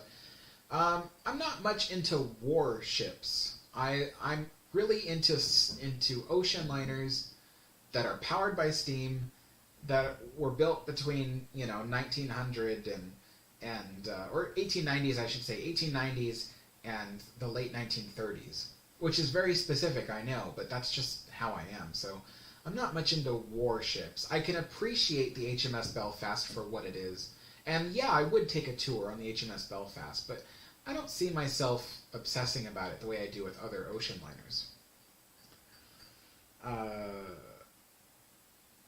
Vincent says, I don't think Oceanic 3 got past a keel, unless you mean conceptual artwork. That would also be pretty cool. Yeah, she didn't get past a keel. They ended up splitting the ship into 2 different ships, the Georgic and the Britannic. Yeah, Georgic and the Britannic. Octarian says, what do you think about would have happened to the RMS Queen Elizabeth if she had never burned during the Seawise University refit. Basically, I think that she would probably still be around today. She probably would have ended up becoming a museum ship like the Queen Mary, because even if she remained in Seawise University, she would have only done that for about 20 years at most. Like, at most. And then somebody else would have probably bought her after that and turned her into a floating hotel and museum again. And who knows, maybe she would have been just as poorly maintained as the Queen Mary. I don't know. But at least she'd still be around in some shape or form, you know. Luke Michael says, do you like the design of the Queen Anne? No, for two reasons. One, she's a cruise ship. I don't like cruise ships. But two, because her design is very... I'm an Art Deco person. I like Art Deco design. I love Edwardian designs. I love Victorian designs. I don't love modern designs. So the Queen Anne is designed to look like a mid-century modern kind of look, you know, or even a space age look, kind of like the QE2. It's not my style. It's not my style. So,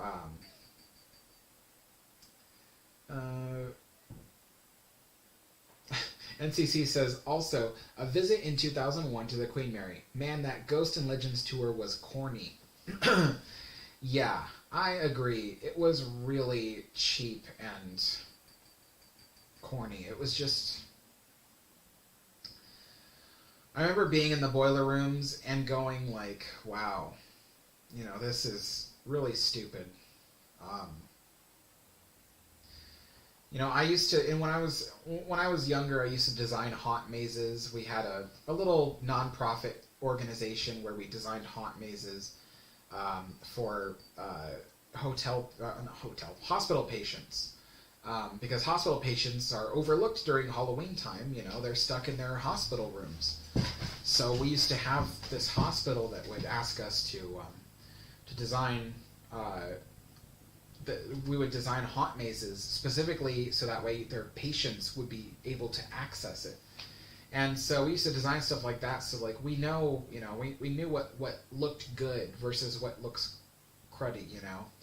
But yeah, when I see the Queen Mary's Ghosts and Legends tour, it was so corny.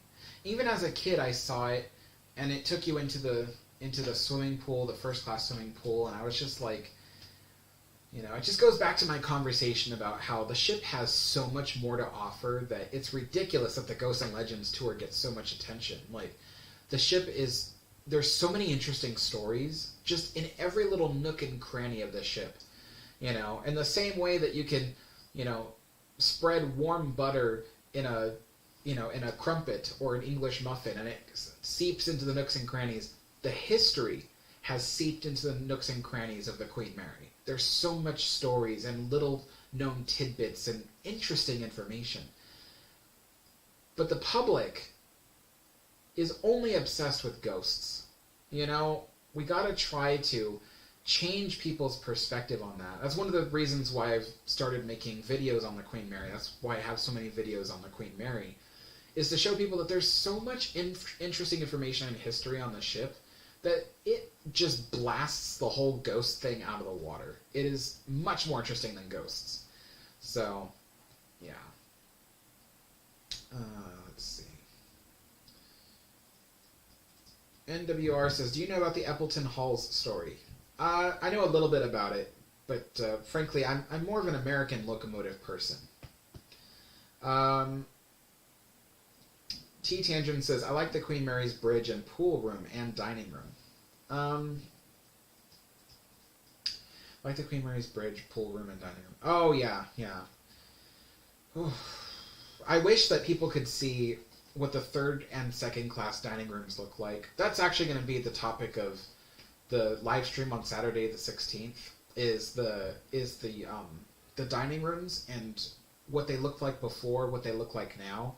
But yeah, the second and third class dining rooms were really nice looking as well. I mean, obviously the first class dining room just, you know, was way better looking. But yeah, those are beautiful rooms, and the pool room and all that.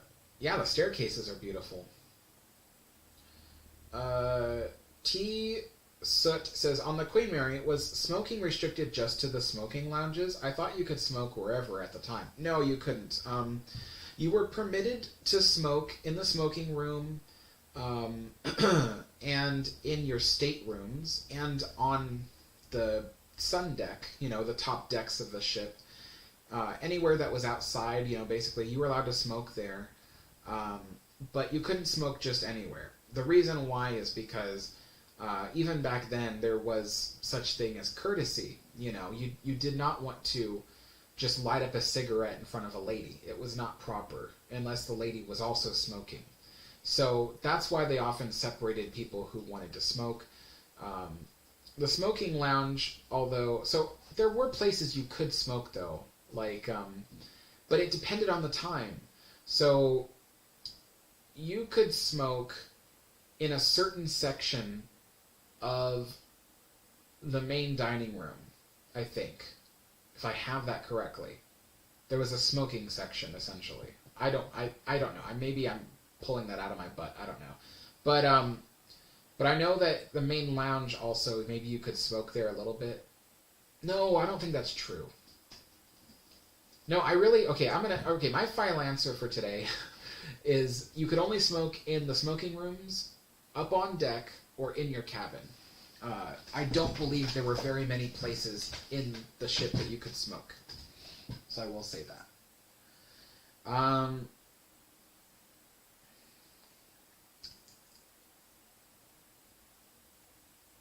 Matthew Mahoney says, does Queen Mary still have her squash court? No. Unfortunately, they built... You see, if you go to the top sports deck of the Queen Mary, they have a ham radio room. They make it look like it's old, like it's been there, since the early days, but it's not. That ham radio room was built into the space that the squash court was. So that ham radio room is taking up the squash court space. Or at least part of it. Not all of it, but part of it. So yeah, she no longer has her squash court. James Miller says, was the Queen Elizabeth smaller than Queen Mary? No. Queen Elizabeth was actually larger, both in gross tonnage and in length.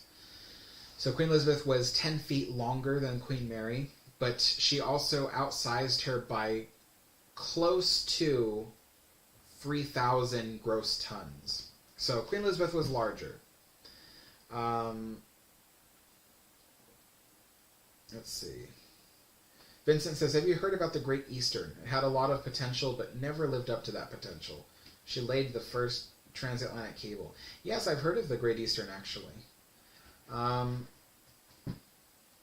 Louis Walter says, is it true somebody was cut in half on the Queen Mary? I heard this many times. The person was not cut in half. The person you're talking about is John Petter. He was crushed by a watertight door as it was closing. And it crushed him from approximately the top of the neck down to under the armpit. And but he wasn't cut in half. It just crushed him. So yeah, he was a young man. I think maybe 18 years old. Let's see. All right, Strasbourg is here. Strasbourg says, I see you're almost done with your tea and food. Yeah, in fact, I gotta add more tea to my cup.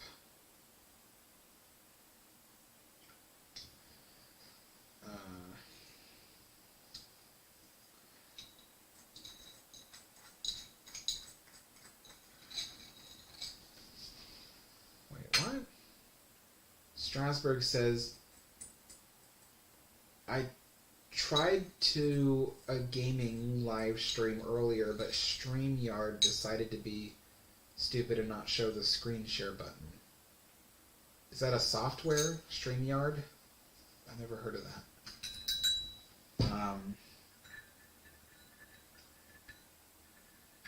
NCC says, didn't the Ghosts and Legends tour cause damage to some areas of the ship? Oh, yes. The Ghosts and Legends tour has caused so much damage to the ship. In fact, the reason why we can't enter the pool room today is because of the Ghosts and Legends tour. That is probably the most damaged area of the ship thanks to the Ghosts and Legends tour. And the reason why is because they permanently installed so many special effects during the Ghosts and Legends tour. And by permanent, I mean that they literally drilled into historic parts of the room. Like the irreplaceable tile work. The tiles were these special glazed ivory tiles. You know, they've tried to replace the broken ones with ones that look similar, but they don't look anything similar. So, yeah, they've drilled into those tiles. They've drilled stuff into the tank of the pool. The tank of the pool is now completely shot. They would have to remove it entirely if they wanted to refurbish the pool, because they've drilled so many holes into it to install the mist mechanisms and stuff like that. And then through the Ghosts and Legends tour, they've brought equipment in and out so often. They've broken other tiles. They've damaged parts of the railings and things. I think there were water fountains along the edges of the pools where you could drink water. They were fancy looking, you know, they were Art Deco style.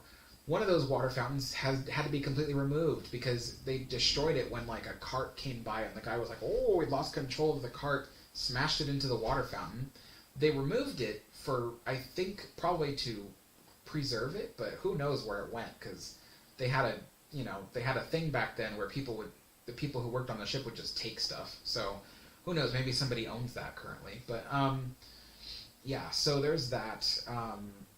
It's just damaged there, and then all the tours coming in, you know, the people who go on the tours, they would lift up the tile work and then like look underneath. People have even peeled tiles off the walls and taken them home.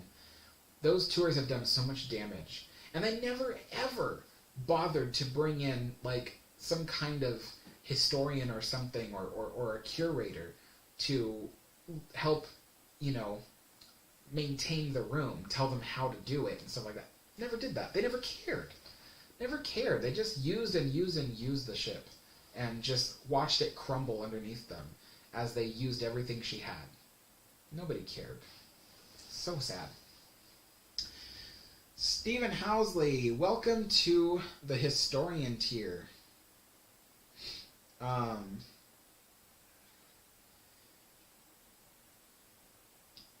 Luke Michael says, is it possible for the Queen Mary to tip over where she is located? No, I actually have a video on that. If you look up, is the Queen Mary top heavy? That's one of the most recent videos I did. You'll see why. But it's an interesting video, so you should look it up.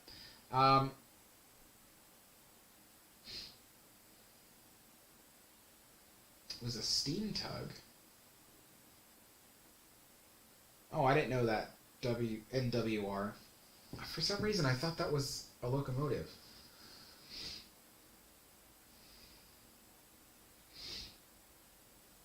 Ozzy Medeiros says, what is the story with Queen Mary's lifeboat? You have to be more specific. What do you want to know? Goofy Rolls says, just checking. Am I invisible? I have been completely ignored since signing in, and I was the first person here. Ignored? I haven't seen you type anything.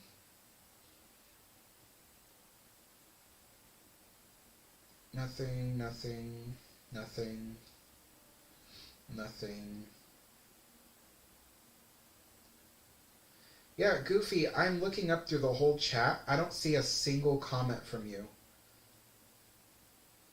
The first one was at the very, very, very top. You said, shocking, I'm here early. Yeehaw. Hi, Alex and all.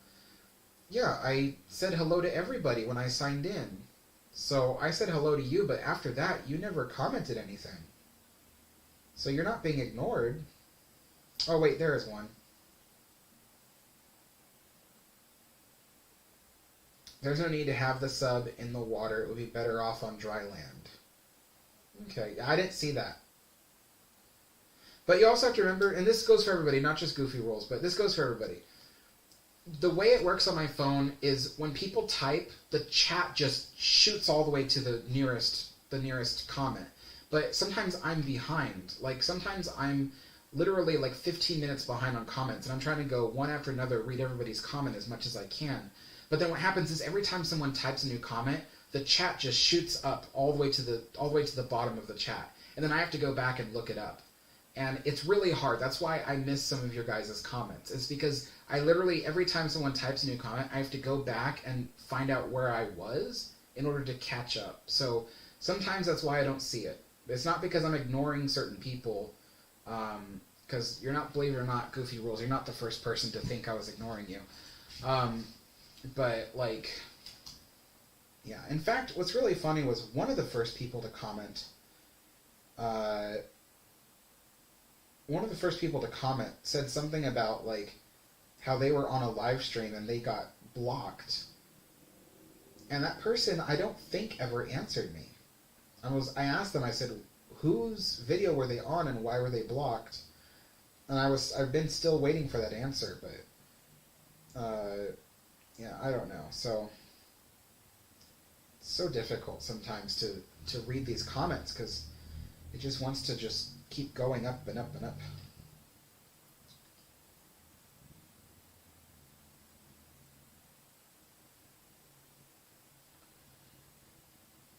Mike Ryan says, if I remember, her lifeboats were auctioned off. They haven't been auctioned yet.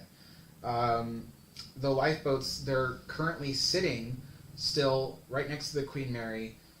They have, I think, maybe 8 bidders who are looking to acquire the lifeboats. But the lifeboats, so this is something that happened since I did my last Queen Mary update. So Stephen Ablonsi, the guy who I told you, he's been on one of my live streams before. He's going to be helping me with the live stream stuff that, the Saturday streams that I've been talking about all through this live stream. Stephen Ablonsi had emailed the city of Long Beach asking them to extend the amount of time necessary for the bidders to remove the lifeboats. And the reason why is because a lot of these bidders, they weren't given enough time to set up the removal of the lifeboats from the parking lot. That takes a lot of time because you have to get permits, because they're wide loads to carry them on freeways. So you have to get permits, and the city didn't give anybody enough time. So Stephen Ablonsi emailed them, and the city of Long Beach agreed to extend it. So right now, you have till the end of April to acquire a lifeboat and take it out. So, yeah, you can thank Stephen for that. He asked the city to extend it.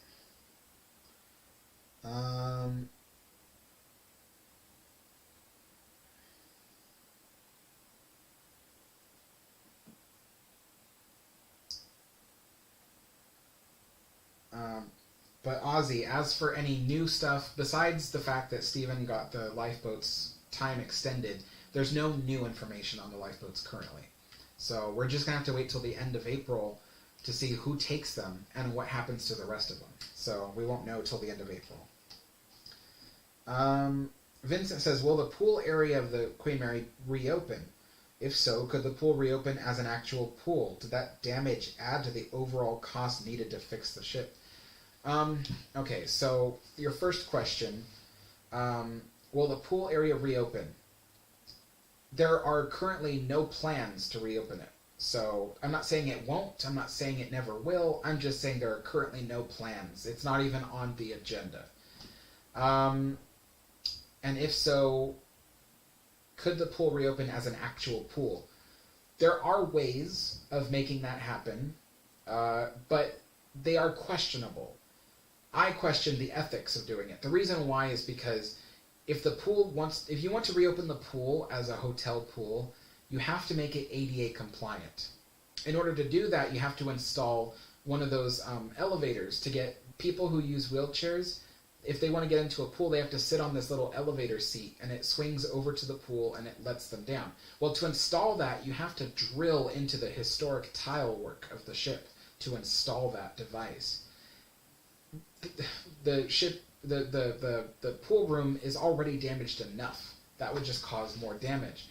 But the other thing too is you would also need to install other devices, like safety devices. You would need to alter the shape of the pool tank, all this stuff, all this work to make it up to code for not just ADA compliance, but for general guest use, would alter the room so much. I don't think that would be a good thing for historic preservation.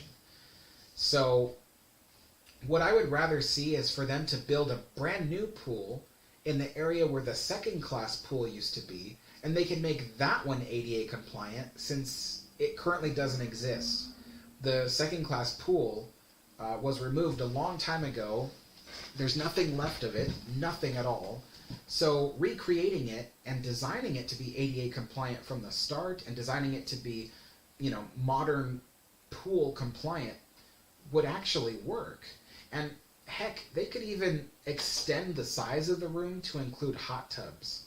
So I think if they did that to the second class pool area, then that would be good. But I don't agree to making the first class pool a hotel pool again, because it would cause so much further damage to the room, and the room is already a historic treasure. But as for your third question, did the damage add to the overall cost needed to fix the ship? Yes and no.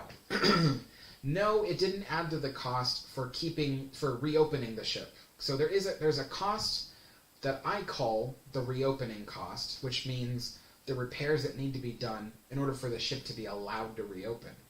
So no, it doesn't affect the reopening cost. But yes, part of that $290 million that was quoted as far back as 2017, part of that was for the restoration of the first class pool. So when people tell me like, oh, it'll take $290 million just to fix the ship, it's like, yeah, but you're not taking into account the fact that restoration work goes for even the aesthetic stuff. We don't need the first class swimming pool to be repaired for the ship to reopen. It's more of, if we want to see the first class swimming pool in all its glory, then part of that $290 million goes towards the pool. So that's part of the reason why the Queen Mary is said to cost about $290 million. And the reason why is because it's things like that, just things that need to be restored if you want to see them in their full glory again.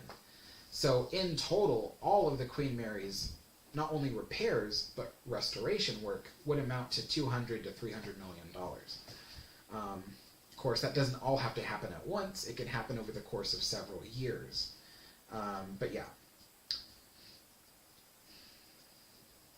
Let's see.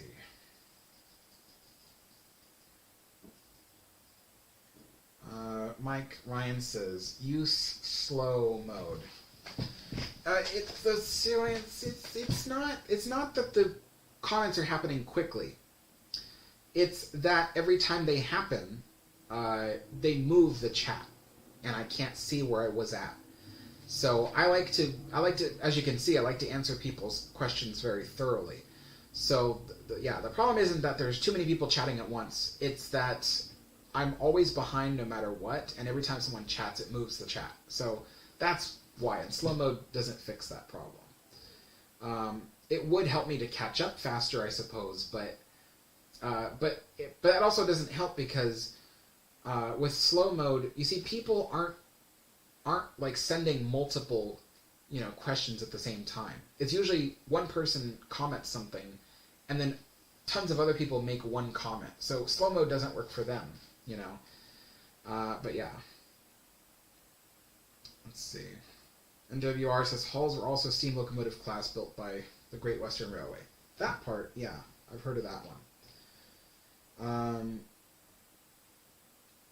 Ryan Jeffson says that sad that corruption is delaying the repairs of the Queen. Yeah, it really is. It's really a shame because QMI Restore the Queen has offered to give tons of money and help with the funding, help fund all of the restoration work on the ship. They have offered this. Even today, I got an email because I'm part of their group, so they send me the emails that they send to the city.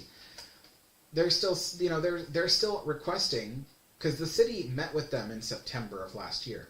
The city said, okay, we're going to start our negotiations to see how you guys can help us. And they've never gotten back to QMI on that. Never. They never said no. They never said they will. They just went silent. And they always do that. Every single time that they call up QMI, not even QMI calling them, they call QMI and say, we want to work with you guys. And then after that happens, they never talk again. Half a year later, they'll call again and be like, okay, we want to work with you guys. And then they don't ever get back to it.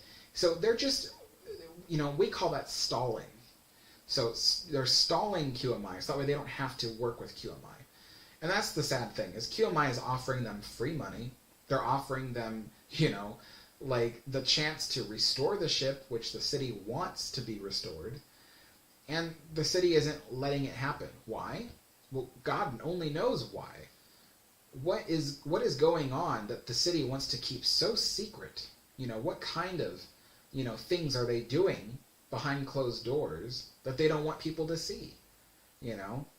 So that's kind of the situation we're in right now. That's why we did that live stream where I interviewed QMI for like an hour and a half, and then in the description of that video I put the contact information for the city of Long Beach, because I want you guys to contact Long Beach and be like, hey, let QMI help the ship. The ship can reopen much faster with a much bigger budget on restoration if you let QMI help. They don't want to operate the ship. They don't want to own the ship. They don't even want to dictate, how the restoration work is done. They just want to make sure that the qualified people are doing, the job they're qualified for, and they want to make sure, that the city is asking for QMI to help. It's like they always say, how can we help and who do we write the check to? That's the main questions that QMI always asks the city of Long Beach. I read it this morning in their email. They asked again. They asked the city of Long Beach again. They said, how can we help and who do we write the check to? The city of Long Beach still hasn't answered. Why? They're hiding something. I don't know what, but it must be real bad. Must be real bad to not accept free money. So it's terrible. It's terrible. Yeah, Goofy Rolls, don't worry. I see your comments. The chat moved and I couldn't see them. Mike Ryan says money is delaying repairs. Oh, absolutely. And like I said, if they would just accept QMI's help, QMI could do the fundraising for them. There are tons of people who want to donate towards the Queen Mary. I can't say anything specific because we don't want to do that, but QMI has discussed with me about how I can get a hold of some of the people that they're working with. Some of the people they're working with, are rather wealthy individuals. Some of them are businesses even. Some of them are corporations. People all over the world are knocking on the door asking, how can we help this ship? We love this ship. What can our business, what can our family, what can I do to help the ship? And they get cold silence from the city of Long Beach. And when they contact QMI, QMI says, we would love, for you to help the ship. But we can't do anything until the city of Long Beach lets us help the ship. And, again, all they want to do, all QMI wants to do is just give the city free money to help restore the Queen Mary. But they can't be bothered to partner with QMI. Lots of historic places have several nonprofits that help with funding. Queen Mary doesn't even have one nonprofit. She's got a for-profit foundation, which had its tax-exempt status revoked, but QMI is a legitimate, organization. And QMI has not been allowed to help.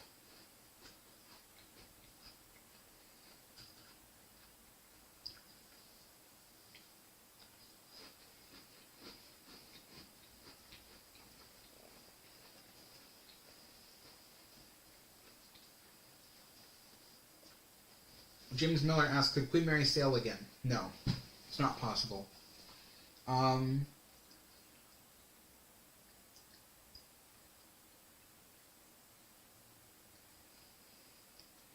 James B says, shouldn't the lifeboats remain with the ship? Seems strange for me to remove them. Exactly.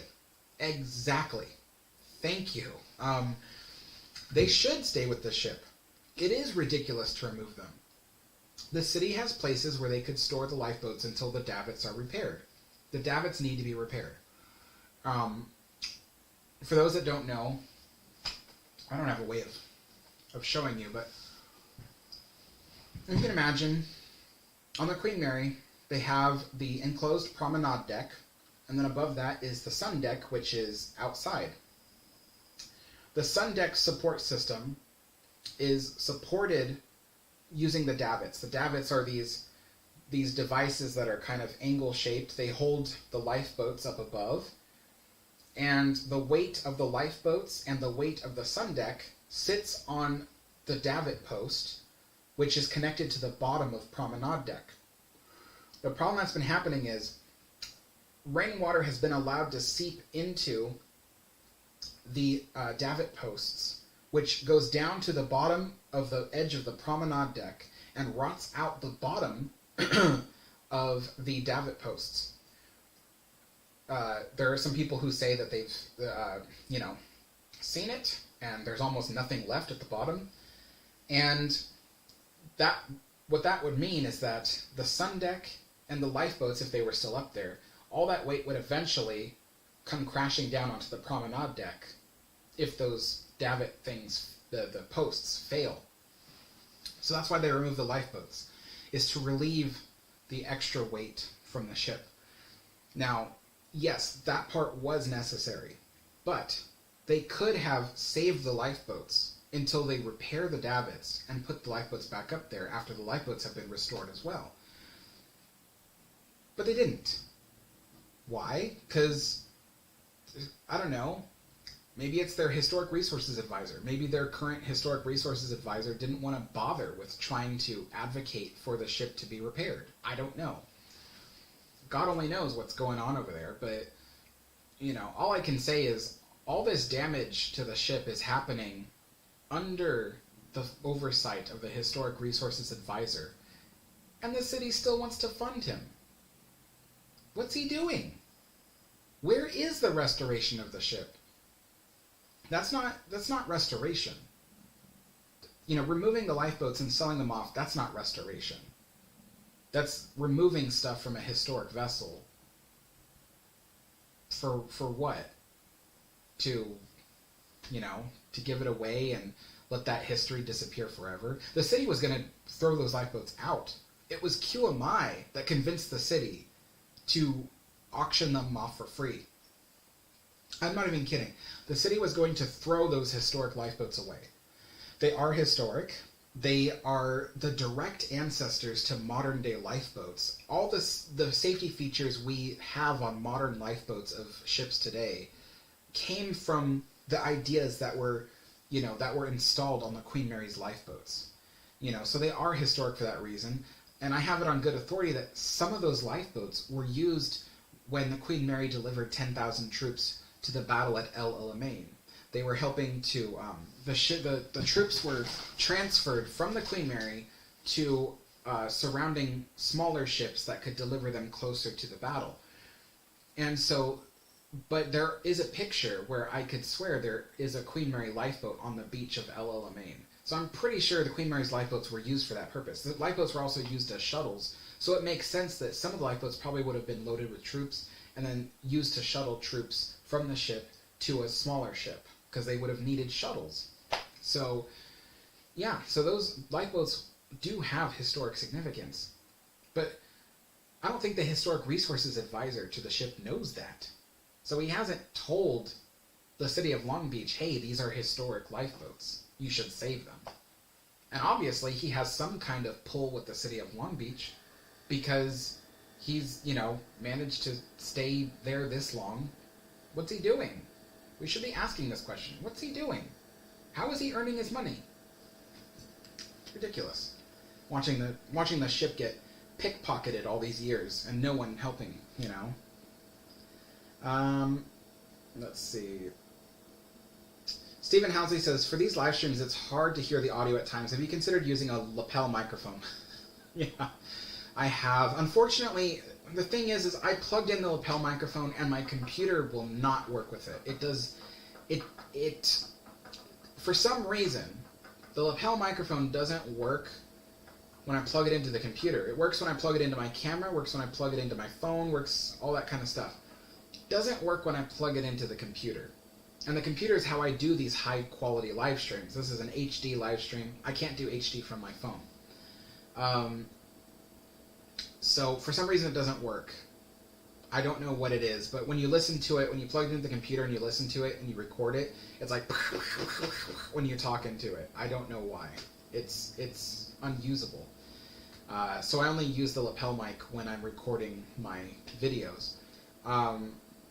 So what I need is I need to buy a USB extender cable that will extend from the computer all the way over here, which is like 15 feet away.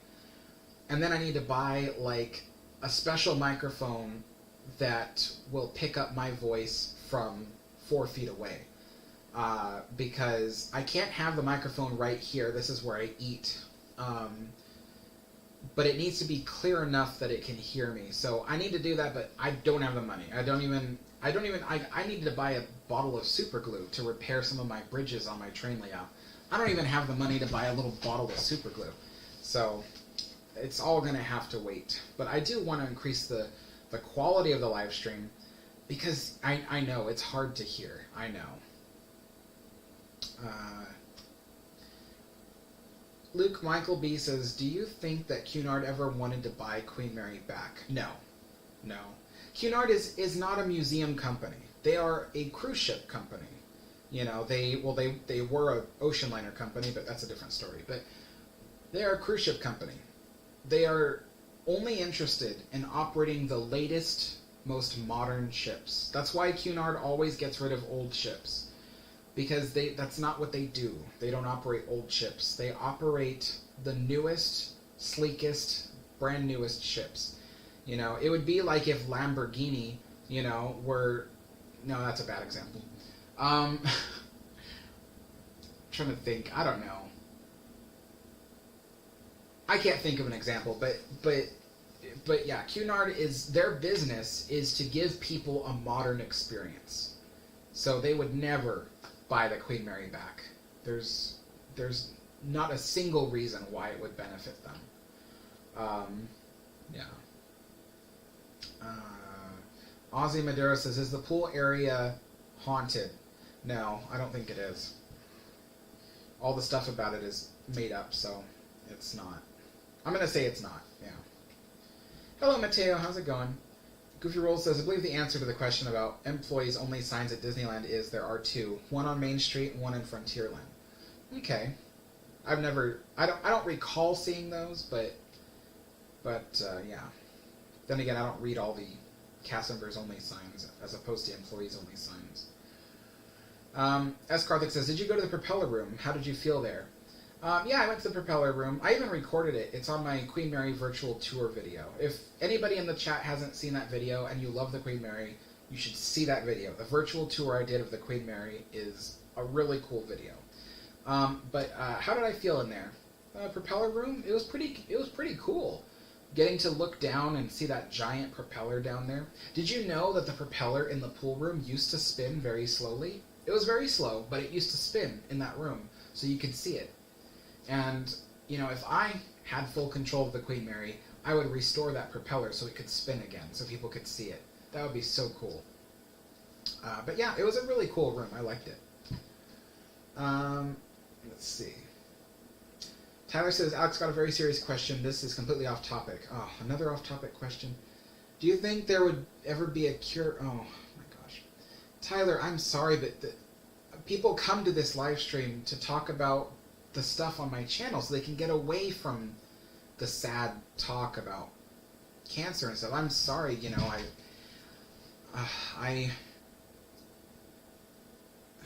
yeah, I'm sorry about Andrew, but, you know,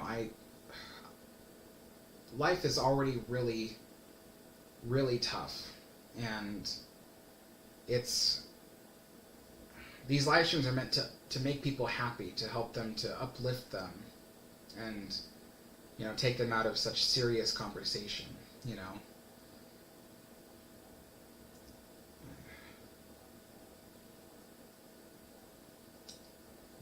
Mateo says, like I always say, donated money is harder to embezzle. Yeah, it is. Let's see. Mike Ryan says, do you think the federal government should help to step in for the Queen Mary?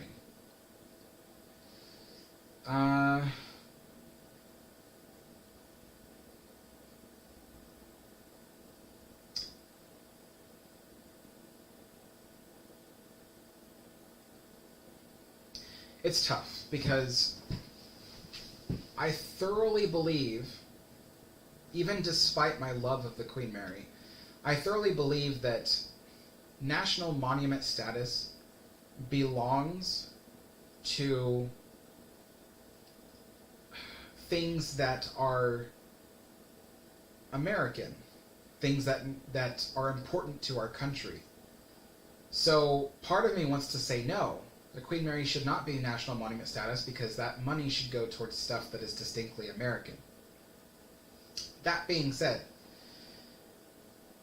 the Statue of Liberty is not distinctly American. It was built by the French as a gift to us. So it is French, but it was a gift, and it represents American values, which is why it is a national monument. But the same could be said for Queen Mary. The Queen Mary has done so much for America, during its service life and even afterwards, that even I have said to people, the Queen Mary is worthy of being considered American.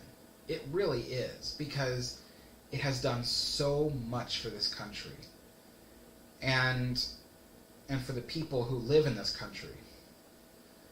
And the Queen Mary, its design, its intended purpose upon its design is in coherence with our American values. For instance, the fact that the Queen Mary was the first ocean liner to be designed with a designated kosher kitchen and synagogue. That's the first ocean liner to be designed with that in mind. Is a big deal, because back then, there was a lot of prejudice happening, to Jewish people in the European continent because of the rising powers in Germany and such. In America, we don't believe in oppressing people. Yeah, it's happened in our past, but let's not get to that. The point of America is freedom. That's the values that we should be upholding. And the Queen Mary was one of those things that upheld that value. That value of, you shouldn't be, you shouldn't be, destroyed or killed just because you're a certain religion or something, or a certain race or whatever. So that's kind of one of those things. It's like there are certain values the Queen Mary ship embodies that is also American. But again, also the service that it did for the United States was a huge help to us. So like the Statue of Liberty, the Queen Mary could still be considered a national monument. I don't know. I feel that the Queen Mary, though, works best as a hotel and museum. If the Queen Mary was put underneath the control of national monument status, I don't think they would keep it a hotel. And I think if it were put in national monument status, there is a possibility that to a certain extent, we might see more damages happening to the Queen Mary. Sure, she'd look even prettier on the outside, but if those cabins aren't being used, they'd probably just be used as storage space. They might save like 5 or so cabins to be used for tours, but the rest would be put into disrepair, because let's face it, the national monument status doesn't mean that the government is going to restore 100% of the ship, or even preserve 100% of the ship. It just means they're going to preserve the best examples of the ship that is necessary. So, I gotta end this live stream soon, so I'm gonna catch up with these comments and I'm gonna end the live stream.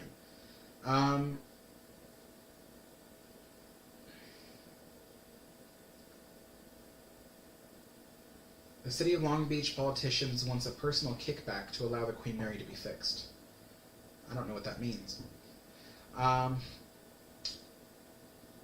MSG says, "Hi Alex, new to your channel and I love the videos." Thank you so much. Gabe Wilson says, "Hi from Mississippi." Hello, Gabe Wilson. Petros King says, "Seems if they don't accept donation money because they would have to be transparent with it." You betcha. Madeline Cruz says, "Hi." Hello, Madeline Cruz. Gabe Wilson says, "Would it be possible if they did start building ocean liners like Olympic and Titanic?" Not in modern day, no. In modern day, those ships would not be profitable enough to stay on the ocean, because there is a certain ratio of size to accommodation. So the reason why cruise ships, and even the Queen Mary too, are stacked very high is because despite their enormous size, they need to have a certain ratio of rooms, and those old ocean liners like the Olympic class don't have enough rooms for their size. So, Cunard says, "What if QMI became the leaseholder for a year or two, or the amount of time to do estimated repairs, and did the repairs, take over that responsibility of coordinating the work from the city?"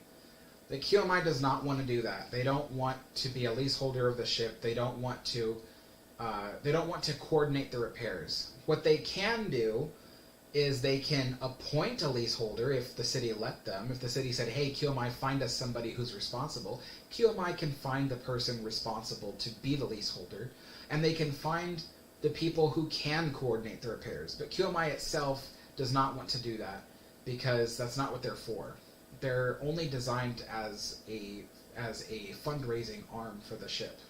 So, yeah, they can't take over responsibility of the ship. The other reason too is because they are a nonprofit dedicated to funding the Queen Mary. That's what they're registered under.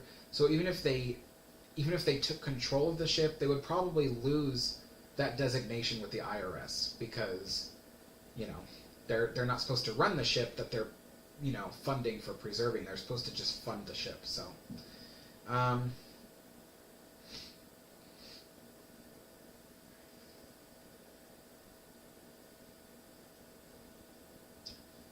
Tyler Frederick, I can't be too specific about the answer to that question, but yes, many people believe that there is currently conflicts of interest happening between Long Beach and the Queen Mary Heritage Foundation. As Karthik says, "If you were the captain of Titanic, how would you handle the situation when you see the iceberg for the first time?" I probably would have done the exact same thing Murdoch did. Steered the ship away from the iceberg. And it probably would have ended up the exact same situation. I wouldn't have done anything different, to be honest.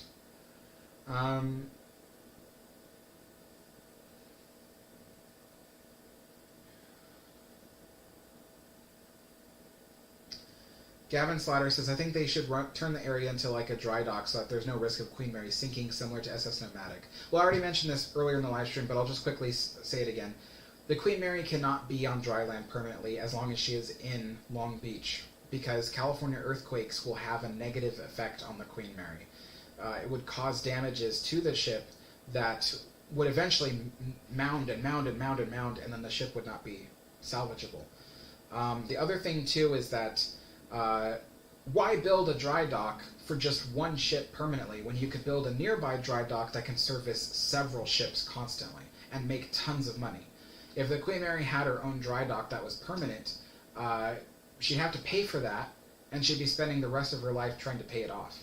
But if you build a nearby dry dock, then you can service the Queen Mary periodically to ensure that she's still in good condition, and you can make money from that dry dock by renting it out to other ships that need dry docking. So that's why the city will not build a dry dock around the Queen Mary. It's actually smarter just to build a dry dock nearby. The Queen Mary will be perfectly fine in salt water as long as they maintain that her hull is well painted, clean, and that they catch any leaks before they happen. So honestly, the Queen Mary is perfectly safe being in water. There's no issues with that. They just need to do periodic maintenance. That's the issue that we have. Getting City of Long Beach to do the periodic maintenance on the ship.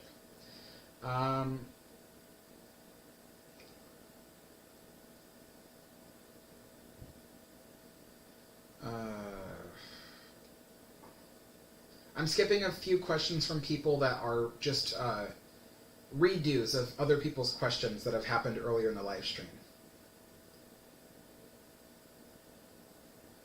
Mike Ryan says, with a pop filter, connect a small board to your PC and connect a condenser to the board.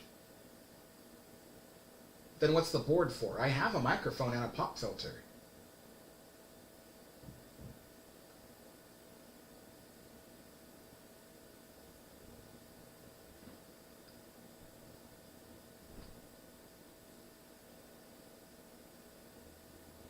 And what's the board? I don't know what that means. To a small board. What kind of board? Like a circuit board? Pookie Smoochie says, when will Queen Mary 2 be retired? She's still got another 20 years left in her. So she went in service in 2004. So technically, she wouldn't need to go out of service until 2044, at the most, I think. But it's possible they'll keep her for another 10 years before maybe they'll consider replacing her. But she still has at least 10 to 20 years in her. Thomas Brooks says, sorry I'm late, internet's been out. That's okay, Thomas, but I'll be ending the live stream very soon. Let's see.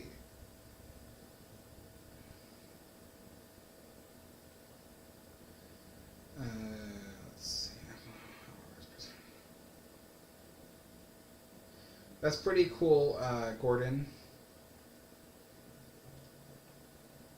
Let's see. Goofy Rolls says, bon voyage, my friend. All right, see you later, Goofy Rolls. And Vincent says, do you believe there will be a Queen Mary 3? Yeah, probably, but I think that if that happens, it's going to be a cruise ship, not an ocean liner. So I hope I'm wrong. Maybe, who knows, maybe they'll replace, eventually, the Queen Mary 2 with an ocean liner called Queen Mary 3. I don't know, but... Anyway, you guys, tomorrow is my video about the Benson Hotel. It'll be out at 4 p.m. Pacific time. So stay tuned for that. It's going to be a really cool episode. Please, please, please watch it. You'll like it. You'll really like it. And it's only 7.5 minutes long, so it's not very long. But yeah, that video will be out tomorrow. And then Sunday is the next tea time. I'm thinking about changing the tea times in the week. So, I actually might need your help for this. Should we do Wednesdays and Sundays? Or should we do Mondays, Wednesdays, Sundays? That's the difference. Mondays, Wednesdays, Sundays, or just Wednesdays, Sundays. Because I want to try to publish my other topic videos on Tuesdays. Those are the best days to do those kinds of topic videos. But yeah, I can't publish a live stream and a video in the same day because the YouTube algorithm will make them compete for each other, and that's not a good thing. So yeah, let me know what you think. Other than that, let's see. So yeah, Sunday will be the next tea time. And anyway, look out for videos in the future. I'll see you all later, and have a great day. Bye-bye.